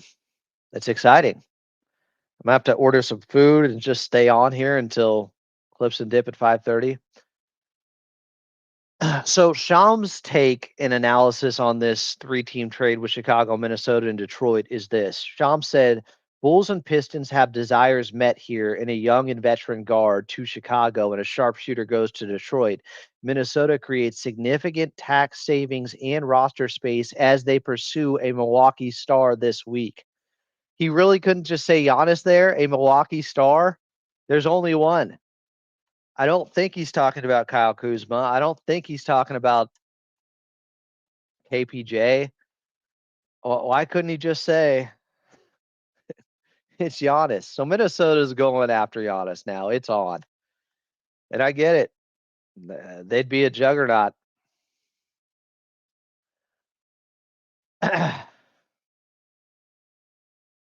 Minnesota making moves. But they don't have Minnesota's pick situation. I want to see that again here. Their future picks, because of the deal with Rudy Gobert, what picks do they have? So they own this year's pick, but it's complicated. San Antonio will receive the more favorable, the first round picks between 3 different teams. Like next year's pick, no protections. Oh no, that's a second round pick. They own their 2028. They own their 2032. So I think they could give up 3 first round picks for Giannis, but Golden State could give up 4. Oh, thank you for the lunch money. Mom, can I have some lunch money? Thank you, DNE MLV. I guess I got to stay on now. If there are super chats, I'll keep going. How can I not?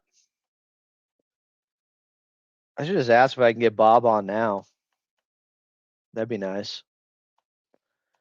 I'm just gonna ask him. Bob Schmidt of Fear the Fro podcast.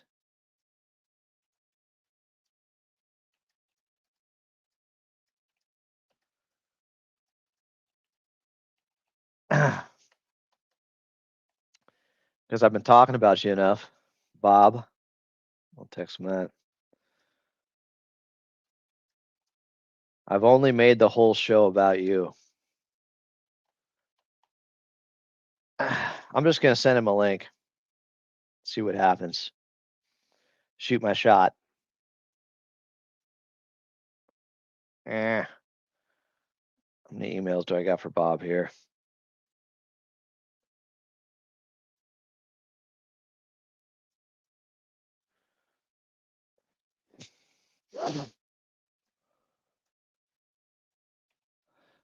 Told him how many people are in the stream. I've really tried to entice Bob to come on. Bob Schmidt from Fear the Fro. If you don't know, maybe you know the logo. He is a huge Cleveland Cavalier fan. He's a reason I've actually supported the Cavs because I like Bob. What about Bob?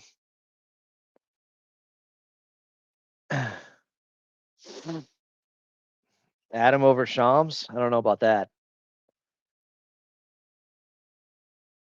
All right, this is ridiculous. Adam on February 4th. Quote, I changed my mind. I'm against Darius Garland because as someone from Sacramento, I totally can't survive toe to 5 years of toe puns. Ugh.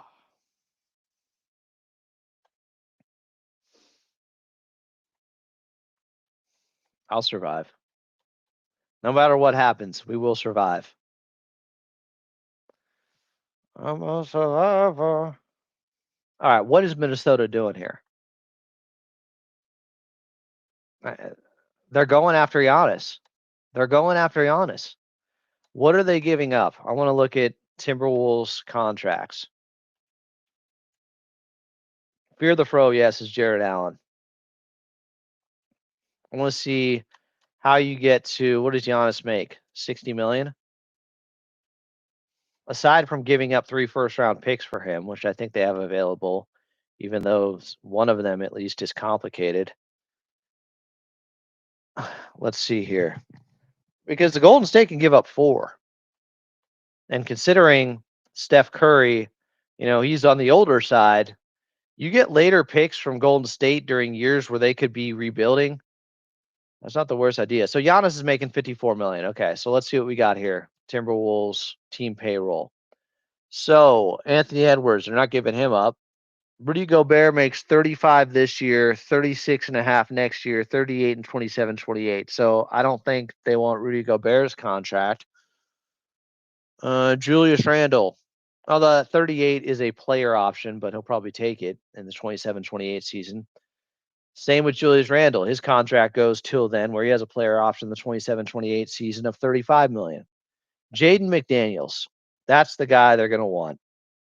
Jaden McDaniels, if you want Giannis to Minnesota and you want to get that done, he's better than any player you get in the trade from Golden State. That's what it is. If you want Giannis, are you giving up Jaden McDaniels? Because that's who Milwaukee's going to want. Because Jaden McDaniels is rapidly ascending as a player. Joining the show from Fear the Fro podcast, the man of the hour. It's Darius. No, it's Bob Schmidt here. Bob. Can't hear you yet, Adam. Hold on. Let me figure out what's happening. I hear you. All right, let Bob work through this. Maybe he'll give me a thumbs up when he can hear me. Just give me that good old thumbs up. I'm going to get in the private chat here. When you can hear me. What a show we got for you guys. I'm glad I stayed on this long. Can Bob Schmidt hear me is the only question. Jaden McDaniels is who they're going to want. Give up Jaden McDaniels, get Giannis Antetokounmpo. Jaden McDaniels, 3 first-round picks. You can have Giannis today. That's real, I think. Minnesota is freeing up some cap space for a reason. They're making the push. Bob Schmidt is waiting to see if he can hear me. He's yet to be able to. Maybe if I just plug in, let me see. What if I just go with this? Do you hear me now, Bob? What about now, Bob? I went off the headset. Did that make a difference? Probably sucks for the listeners. Doing a lot of tap dancing here. Trying to extend this out as we wait for Bob Schmidt. People with a lot of different jokes about toes. Did anyone bring up Quentin Tarantino yet, or anyone bring up Rex Ryan or anything like that? So we're talking about the feet. No, we're not doing that. We're not doing that. Let me try one more different way. What about this? The internal mic here. Can you hear this, Bob? Internal mic. Did you just give me a thumbs up? You gave me a thumbs up. It is Bob Schmidt from Fear the Fro podcast, the insider, all the intel you need on Darius Garland and the Cleveland Cavaliers and the state of the team and why they would be willing to make this move and if this is going to happen. Bob, thanks so much for doing this here on Clippers Talk. You bet. You bet. Sorry, I'm a technical idiot. It was my fault the whole time. So I didn't dox you earlier, but I did just read straight from our texting back and forth going back to last night where I think I shot you something at like 1:30 a.m. your time in Kansas City or whatever, and you got back to me at 4 a.m. my time earlier today. Darius Garland, let's start with this. Could you elaborate a little bit on just where he's been at and give us intel on the toe issue and which foot it is and why maybe Clipper Nation shouldn't be as concerned?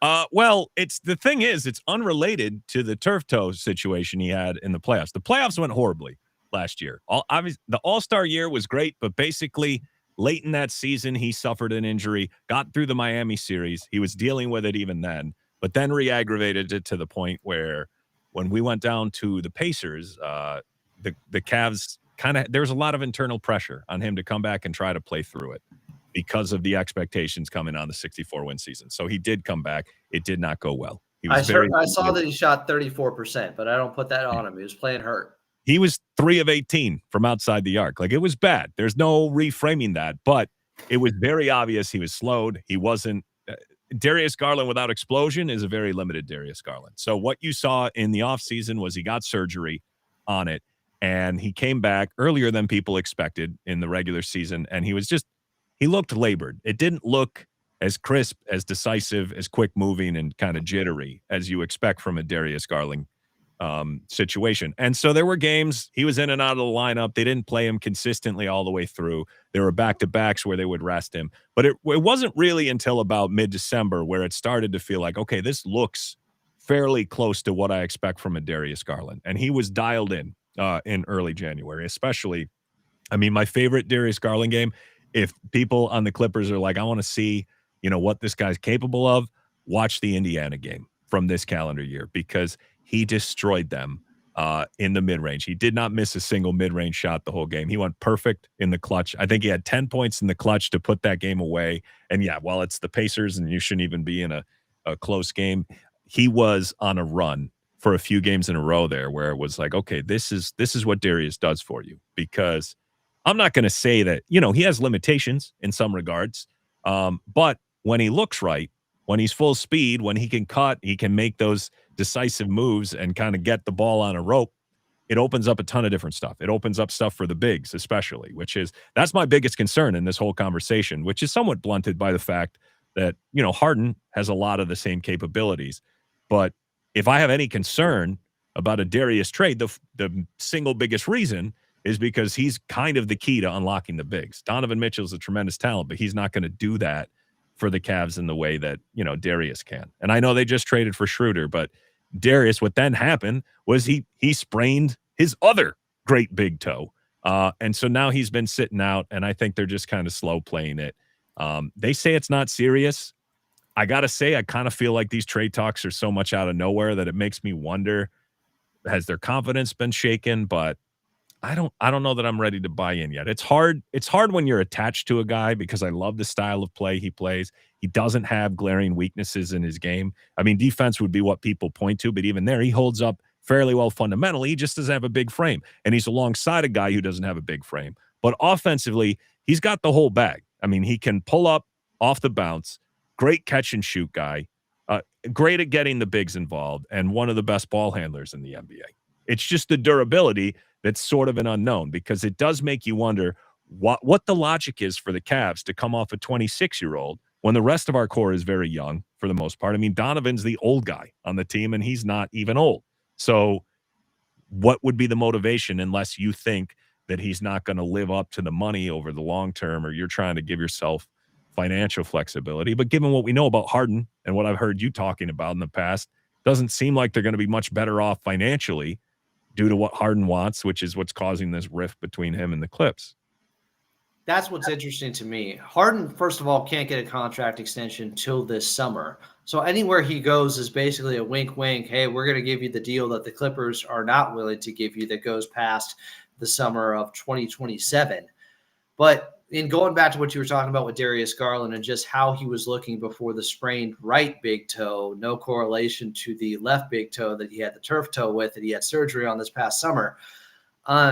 It looked like he was fully back when it came to explosiveness and getting downhill. I don't know if I would say like 100% back, because I think a lot of it is he just needs to string more games together to really get the true momentum. But in terms of speed and the way he was moving, it was close enough that I was like, okay, I'm no longer – in the beginning of the season, I was a little bit worried, because they tell you, they're like, no, this isn't any risk to re-injure it, him playing through this. This is just the process of getting better. It's slow. It's kind of like how they talk about, Achilles and ACL is like, don't expect his first game back he's going to be exactly himself.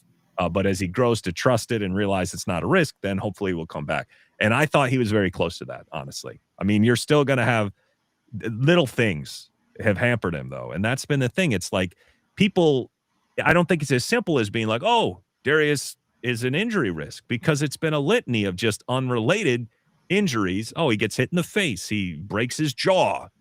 He has that toe. Now it's on the other foot altogether. And like, maybe it's a compensatory thing. I don't know what you want to put into that, but the video of it didn't even look that bad. The sprain one, which is why it gives me hope that the secondary sprain isn't something serious. Like the first one, you could see it in his play. This one, I don't know if they're just out of an abundance of caution. They don't want to screw around with it, but I thought he looked very much close to himself from basically mid-December on. And he really was stringing together some excellent games in January. I think you brought up some good points, and I showed the data that you sent me regarding how he grades out as a defender. There's this misconception that he's Trae Young defensively because he's slight of frame. But you're putting it like, well, no, he gives the effort. He's a good defender. His only drawback is something he can't help. Yeah, fundamentally, Darius, he puts when you see these highlights of Harden just completely abandoning his guy and not knowing where he is and those type of things, I don't think you get those moments with Darius where he's just completely disengaged. I think you will still get people who will try to get the switch onto Darius, but Darius will battle them. And Darius is fundamentally a very sound defender. The issue is that he's not strong enough to stop a lot of guys. He can be shot over. But I never had any. I always thought that was one of the single biggest misconceptions about this Cavs team was that Darius, I think it's valid to not believe in a small two-guard lineup and, can you have questions about whether your best player being Donovan Mitchell can lead you to a title as a small, offensive dynamo. I think those are all fair. But the idea that individually either one of these guys is a terrible defender, I don't think it holds up. I think you can mask a lot of that in a system because we're not all that different. Our teams, Darius's back line is some elite rim defense. You've got Zoo, back there cleaning a lot of stuff up. I don't think you'll find that Darius's defense is nearly as bad as you might assume it's going to be based on how people talk about him publicly. So from the outside perspective, the one reason I thought you guys might do something like this is because you're trying to get under the second apron and maybe get LeBron next season. But how does it help if then James Harden comes in and gets an extension of 2 more years cap-wise? This is what I find confounding about the whole thing, because I try to wrap myself around, well, what could the Cavs' motivations be here? And I think there's only a few things you can look at. The first one is, well, what if Harden's final landing spot is in Cleveland? What if it's part of a bigger, say, a 3-way trade where the Cavs really want Giannis, but the Bucks don't want the salary commitment that Darius has on the books? In that situation, then, in theory, it would be like, well, maybe you can reroute Harden and they can get out of the money sooner. But the problem is Harden has the no trade clause. So, I don't know that he has an incentive to participate in that type of thing. He's not going to want to uproot his life if he knows it still puts him no closer to getting the next payday. The payday part of it is the part I find confounding because right now, that $42 million player option that Harden has, Darius has about $87 million left over the next 2 years. So if there's an idea, there's an idea on my end that, okay, if the Cavs wanted to align Harden's expiration date with, say, Donovan Mitchell, so that if Donovan chooses to leave the Cavs in the summer of 2027 when he has the player option, they could also be out from under Harden. Fine. That would make sense. But knowing that Harden effectively has this no trade and knowing that anyone who trades for him is kind of a handshake, yeah, we're going to extend you, then it becomes ultra perplexing because the numbers I've seen thrown around are 2 for 80 for Harden or say 3 for 120. And depending if it means, okay, I'm going to opt out and you're going to give me 2 for 80 and I'm still going to be off the books, relatively quickly, that's one thing. But it doesn't make sense to then take on more years of an older player in Harden who's 36 years old, knowing that I don't believe there's any world in which you can say, well, Donovan's more likely to stay based on 38-year-old James Harden at that point being his running mate than Darius Garland. I can entertain the discussions. I think it's totally fair to say, okay, I think Harden is a better player right now than Darius Garland, or I'm more confident that he'll be available in the playoffs. But this doesn't change their situation in regards to the apron stuff. We could get under the second apron if they also dumped Lonzo Ball in the short term or whatever the case might be. And that's That's all fine and good. But I think this feels desperate from the Cavs end, unless you're going in with some knowledge about Darius Garland that the Clippers would just then find out in the wash when they run him through the medicals. Like, because to me, this is the type of move that feels so desperate given the rest of the core of the Cavs and their ages and what they said they want to be, a contending window for a long time, to plug in a guy this late who again, this is the part that really bothers me about it too, Adam, is I hear people say, well, it's going to give you a better shot to win. Harden is leaving the hottest team in the NBA if this happens over a money issue, and you're going to plop him into a team that's already had their share of drama when they've reached the playoffs. Not to mention, Harden, I'm not saying Darius has been good in the playoffs. He has plenty of bad shooting. The end of the Boston series, he was super cold. Obviously, the Pacers series, but I think you can throw an asterisk on that. But Harden has his share of playoff duds too. So this idea that it's just a foolproof playoff upgrade, I'd be more confident that it would be a regular season upgrade in terms of availability this year, maybe. But I don't love the idea. I think it feels a little bit like one of these situations where you're going after the brand name, the guy with the better resume, but it's just out of discontent for the fact that the Cavs haven't even been able to keep their core healthy and playing together this season. And there's just some unease after such a good season last year. I'll say two things. One, James Harden, it's only partially guaranteed for next season if he opts in. It's partially guaranteed for $13 million, which is interesting. Would he be at what point could the situation with the Cavs outweigh him just wanting more money, or maybe he realizes he's unlikely to get the extension as they're shopping him right now, no matter where he goes, and he just wants to upgrade his chance of winning, and he goes to a team that's only 2 games back of being the 2 seed in the Eastern Conference versus the Clippers are still going to have to battle just to stay in the play-in or move their way up in the play-in. Does that mean more to him? I don't know, and it's just unrealistic getting the contract extension anywhere at the age of 36, where he'll be 37 to start off next season, and that reality sets in, and James Harden just says, okay, well, then I just want to go to a better place with a better chance to win, and that seals it for him going to Cleveland. I don't know. I'm sure it's still, the money is a big issue, I know, but is he going to get that from Cleveland? Is he going to get that from anywhere that he would also want to go that can compete for a title? That's just, well, I think it depends on the figure, because if those numbers you see floating are accurate, there's not much of a difference between 87 mil over 2 years and 80 mil. That's not giving you substantial tax savings. So, and that's the part that seems confusing to me. Now, if what you just said, like maybe it's a situation where Harden is looking at the landscape, he's looking at what happened with Trae Young, he's looking at this free agency market and saying, okay, are these teams that are going to have space going to want to tie their ship to a 37-year-old me? Maybe preemptively, I just want to get into a situation where I'll get a couple years, but it'll be at a much more reduced rate. And in that time, if I can also try to contend in a weaker East, then yeah, maybe. But we have such a track record of Harden that is hard. I think that's like the best, most optimistic outlook, the most benevolent view of what Harden's motivations are here. Because I think a lot of this is money. In the last several spots, he's always just kind of been like the moment I get an inkling that this isn't going to serve me, I'm the first guy off the ship type of approach. Well, the issue is whether or not that money is really out there, and a team that is competitive will give him an extension for a couple more years. And looking at your situation, I don't know. That'd be a little bit surprising, and it would have to be a handshake deal because he can't get the extension right away anyways, where they know going into this summer that they'll do it. And then what if you guys have a playoff failure, lose in the first or second round, something like that? He doesn't play well. It doesn't look like it's a good long-term fit. Does that change things? Give him the old Boozer Pelinka backstab, back out at the last minute. That's what you do, Adam. You don't have to honor your word if it's a handshake. A handshake is not a legally binding contract.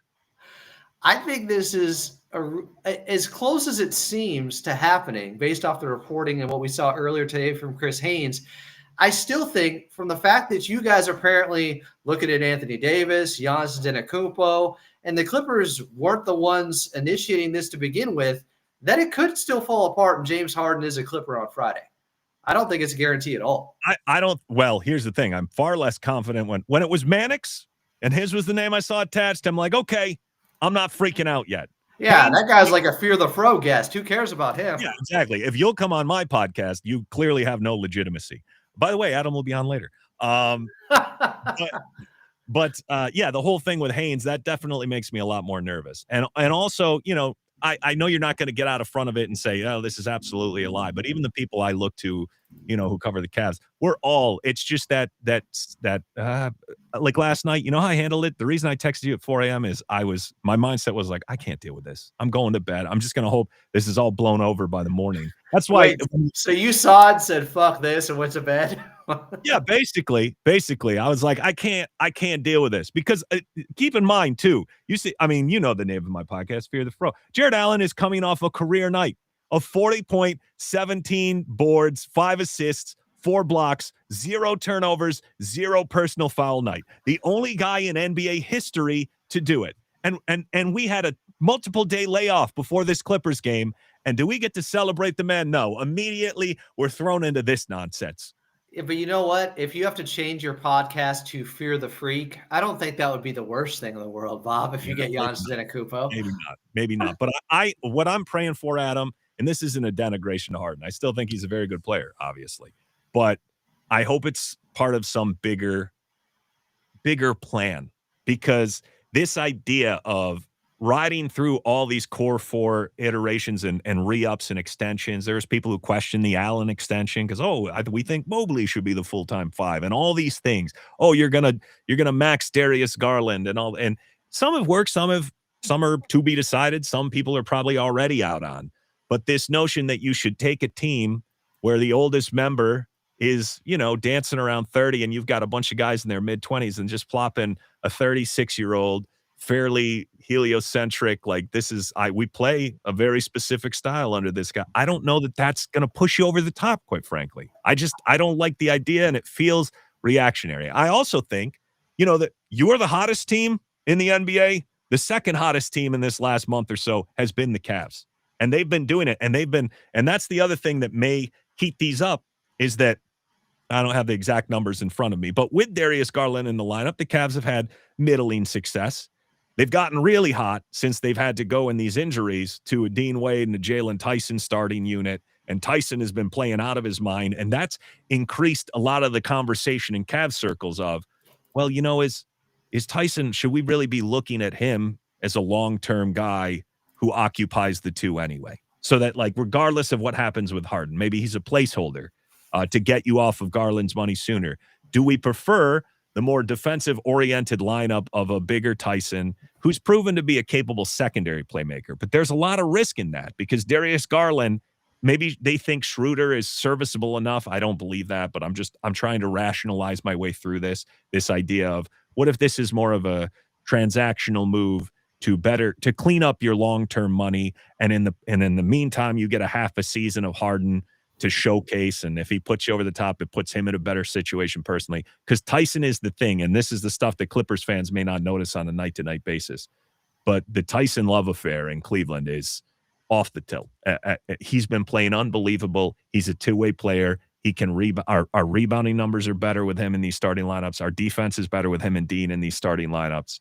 It's just we don't have the ceiling offensively that you have when a Darius Garland is out there and is playing like himself. But when you guys got Schroeder, considering there were already kind of murmurs about Darius Garland going back to before the start of last year, where then you guys won 64 games and it's like you can't trade anybody and just stay the course.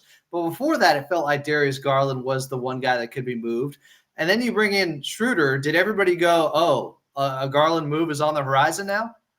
Well, I don't think people linked it necessarily because Lonzo was so bad. I think a lot of people just looked at Schroeder as like, okay, this is injury insurance for Garland since he seems to be banged up a lot this year. But more importantly, it was necessary. If you were going to get off Hunter's 23 million this year and then 25 million next year without giving up a first round pick or draft capital, then you had to take back a bad contract of your own. So I think the Kings, the logical one was, well, if we're going to eat bad money, let's at least do it at a position of need for the Cavs, because it's basically Donovan, Craig, and Darius. Those are the three. And Craig isn't a conventional point guard in the sense of he's not nearly as skilled and capable of, playing within the pick and roll. It's like he's good at passing, but he's such less of a threat offensively that he doesn't get the defenses to react and rotate in the way that a Darius Garland would or a Donovan Mitchell would. So Tyson has been a good secondary playmaker out of the short roll when teams blitz Donovan Mitchell, and he can get it at the top of the foul line and create some things. He has a beautiful floater as well. But the idea that Dennis replaces Darius, I don't think so. I think it's just this is a cheaper point guard who's a better, insurance plan than what was available to the Cavs, because I would be shocked if Lonzo is still on the roster by the trade deadline, because the one problem the Cavs previous trade with Hunter created was that they have a two-way star in Naquan Tomlin, who has just been unbelievable in his minutes, but they now have 15 guys on guaranteed contracts, which means in order to convert him to be playoff eligible this year, they have to get somebody off of this roster. So they either have to do a deal, and you can't aggregate in the second apron where you go 2 for 1, or you have to dump a guy and take nothing back. So that's kind of the move I think more Cavs fans want. I think if you were to poll Cavs fans and say, do you want to do this? Let's say, hypothetically, the Clippers were willing to give up a first-round pick and James Harden to get Darius Garland. I think you could still look at people and say, well, what if we could give a second-round pick to get off Lonzo Ball? They would pick that path and just convert Tomlin and keep it pushing. Now, some may not. There's with any fan base, if you don't win a title, there are those absolutists that are like, massive failure, blow it all up, on to the next iteration. And I do think James Harden is a very, very good player. I just don't think where he's at in his career aligns with what the Cavaliers are trying to do. Do you guys think from your side that you need to get a first-round pick to make this happen from the Clippers? No, well, it depends. It depends how much they perceive Darius Garland's contract is untenable. If they the value proposition, or how you evaluate these two players, I think is really interesting, actually, with James Harden and Darius Garland. Yeah, I think if the perception around the league is that Darius Garland doesn't justify his money or that he's too injury prone, then no, you're not going to get any pick back with it. But but I think Harden comes with his own baggage too. So it's really, I think that's a question that there's no way to know until we see the comments in the aftermath of if a deal happens. Now, me personally, I would tell you that I don't think so. But I also admit, I mean, I have a bias. I've watched this guy grow from a rookie to what he is now. I thought last year when he got selected to that All-Star game, the first half before All-Star break, he was a 50, 40, 90 guy. He was trending towards being the only guy in the league. Now, he waned in the month of March when he was dealing with all those injury issues, but he was putting together perhaps his best half season of his NBA career less than a year ago. And then things went horribly south in the playoffs. That stained he's got 2 playoff series on his resume that you can put qualifiers on him, but the Boston series was objectively bad. And this Indiana series, he was hurt, but he was playing. And people won't care. They won't care about the context. Only the most had surgery afterwards. They should care. I know. But in the end, if you already have if you're already leaning towards a disposition of like small guards are a liability in the playoffs, it's not going to help your case. You have to be, the Steph Curry exception. You have to, because remember, even Steph Curry, he had that Ankle. first finals, people were like, see, he can't do it in the highest leverage moments. And then after that, he obviously rewrote that narrative. But it's an uphill battle convincing people that this long-held belief we have that you can't win with 2 guards could be wrong. And you may never be able to do it if you just can't be the exception to the rule. So I do think that there's some of that cooked in with Darius Garland, though, because like I said, I see how people talk about his defense, and I know how his defense is. So I do believe that there's a certain amount of the discourse that's not based on people watching the games. It's just based on what we believe to be true of every small guard. Yeah. But he's not Trae Young. I mean, you showed me the numbers, and I've seen him enough to know that he gives a good effort defensively. And secondarily to that, there was always a question about could Trae play off ball. Darius Garland is incredible off ball, and that may not be relevant to the Clippers because it is. It is. That is like he can hit, catch, and shoots. He can get shots off quick. He can pull up fast in transition. He can get inside, cause defenses to collapse, hit floaters. All of that is in his bag. If anything, I think you could make the argument that when you put him alongside somebody like Donovan, there's going to be debates. Donovan's been otherworldly in the playoffs. But there are people still who will say they're more willing to trade Donovan because they believe the offense as a whole functions better with Darius running it and involving the bigs than with Donovan and his incredible talents. And that's a debate of, well, what do people want? Do people want to give Donovan that Devin Booker sized extension and hope that despite the fact we've gotten an otherworldly talent in the playoffs, we've still done nothing with it from a team perspective? Or would they want to roll the dice that, you know what, let's lean into the younger guys. Let's see what Garland does as the true lead dog. Let's move on from the Donovan era. And because one thing everybody knows about Darius is he gets the bigs involved. And I've seen it in your comments, like Harden will unlock the bigs. Darius unlocks the bigs. Don't get it twisted there. That's never been an issue. The issue has just been last year's playoffs was a pretty significant stain. And on a roster where you have 4 guys making, near max dollars, it's just hard to sustain that level of payroll. And Evan Mobley and Donovan Mitchell are on a different level of justification than, $40 million for Darius Garland, especially when he's not out there on the court. Yeah, and I tried to stress that earlier, your point about he can still unlock Ivica Zubac. It's not going to be much different in that area. People are concerned Zoo without James Harden, as if Zoo hasn't gotten better just on his own. But I think Garland's a nice pairing. Well, I want to say something, too. I see a comment about Garland has never had a playoff run better than Harden's worst. Welcome to the chat. What I would ask you to do, a commenter, is look at what Garland did against Miami before he suffered that injury, because they absolutely boat raced Miami. And Miami sucks. I freely acknowledge that. But that team offensively was absolutely unreal. Everybody was clicking when Darius was at the helm of it. And then it falls off a cliff. And yes, the overall sample will tell you, oh, he's never had a great playoff run. But there's always mitigating circumstances there, too. I mean, you could look at the 50 games of James Harden's playoff sample where he shoots, I saw that stat, below 35%. Or, there's always things that aren't as bad as they seem, and there's things that are better than they seem. So I would just say take it with a grain of salt, because you, as fans, see the way people universally write off your own Clippers talents for things that you may know are just narratives run amok. The same stuff happens on the other side of the equation.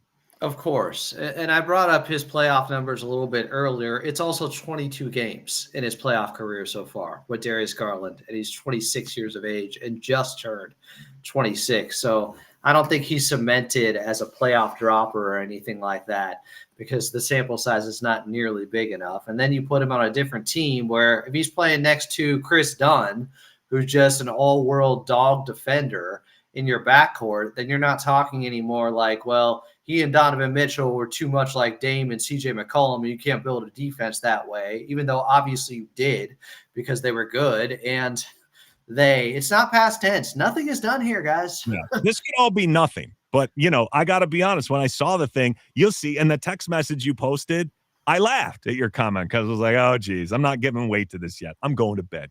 Let's see where this is in the morning. Obviously, it seems a little bit more realistic than it seemed last night when it first popped out there. But I didn't trust Mannix either. It was interesting last night. I saw Windhorst and Ramona Shelburne there at the game. They're not always there. It was an NBC game. It was interesting. And then it comes out that this has been talked about for a couple of weeks behind the scenes with the Clippers and James Harden. He made it known for a while. So whatever that means, it's definitely not out of nowhere. At least it sounds like 2 weeks of notice the Clippers got about this. James Harden turned in his 2 weeks or something.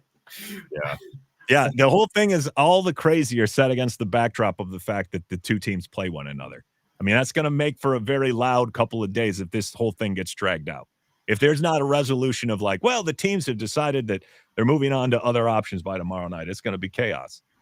All right. I'm going on Fear the Fro later. What time is that going to be out, Bob? And where can everybody find the show? Morning. I'll drop it in the morning. Probably I'll edit it after we do it. I may put it up tonight because we've got such a short run up to the game. So we're going to tape it this evening. Fear the Fro. You can find it, Apple, Spotify, wherever, where you get your podcasts. All right. Well, I fear this trade a little bit less after hearing more about Darius Garland from Bob Schmidt. Bob, thanks for doing this here. You bet. Thanks for having me. I told you guys, he's the best. Analytical, honest, great analysis from Bob Schmidt. He's also the voice of AM 570 LA Sports, Fox Sports Radio. You hear him during Dodger games. You hear him everywhere. Should I take a break? Is anything else going to be breaking here? Is this the end for now? Or is this just the start because Minnesota's about to get Giannis Antetokounmpo? I don't know. I assume – can I just go to the gym for a little bit without any breaking news, or do I need to sit right here for the next, 4 or 5 hours before we do Clips and Dip, and then I go on with Bob on Fear the Fro, and he's going to post it later tonight, which is definitely dangerous since this trade could happen at any time. I don't know, guys. Bob is not a car salesman. He is very honest. I don't know what he's not overly excited about getting James Harden. He's watched every single Darius Garland game. All right. I think I'm going to take a break here. We're at 2 hours and 21 minutes. This Giannis thing now, but I don't have to come back on if Giannis gets traded. How does that relate to the Clippers? It's Clippers talk. Some are saying I'm hearing the Jazz may not be done. No shit. Why would they be done? They have to keep their pick. They need to continue to lose. Tony Jones said that. I think Markkanen, maybe Kessler, probably not Kessler, but I think Markkanen's in play. They just got Triple J.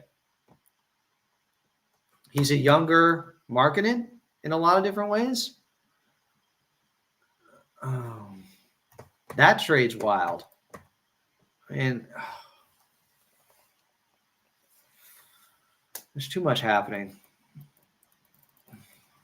I hardly slept last night. If I take a nap, there's no doubt something's going to go down immediately. Oh, body squats at home. Go work out, brother. Health first. A trade is definitely happening in the next hours. Breaking news, the LA Clippers don't land Giannis Antetokounmpo. We have to go live for that. That's funny. Decisions. I'm hungry. Breaking my tortilla chips. Feels like this could be a dead spot right now. Calm before the storm. I have no idea. But it's so juicy. NBA is so hot right now. Just Minnesota, Memphis, Utah, Cleveland. They're not just in on James Harden, possibly. Anthony Davis. They want Giannis. Who doesn't? But they might be able to pull it off. I don't know what's happening here. All right. Maybe I'll rest the voice. You guys know if there's any breaking news, I'll be right back here. What are you hitting at the gym today? Well, I was gonna try to run 15 miles. But I don't think I got time for that. Trae Young can't be the highlight of the deadline. As soon as I end it, the trade will be announced. Well, then I should just end it, right? And just hop back on. In and Out podcast downloading, that's only a late night thing. It's going to happen, Adam. As soon as you leave breaking news. All right. I'm going to let this one go because this was just a themed podcast about who is Darius Garland as a player. And we eventually got Bob Schmidt on. I think we learned who Darius Garland is. We don't know if he's going to end up being a Clipper or not, but at least we're a little bit smarter about it. All right. I'm Adam Moslin. This has been Clippers Talk. If anything breaks, I'll be right back here.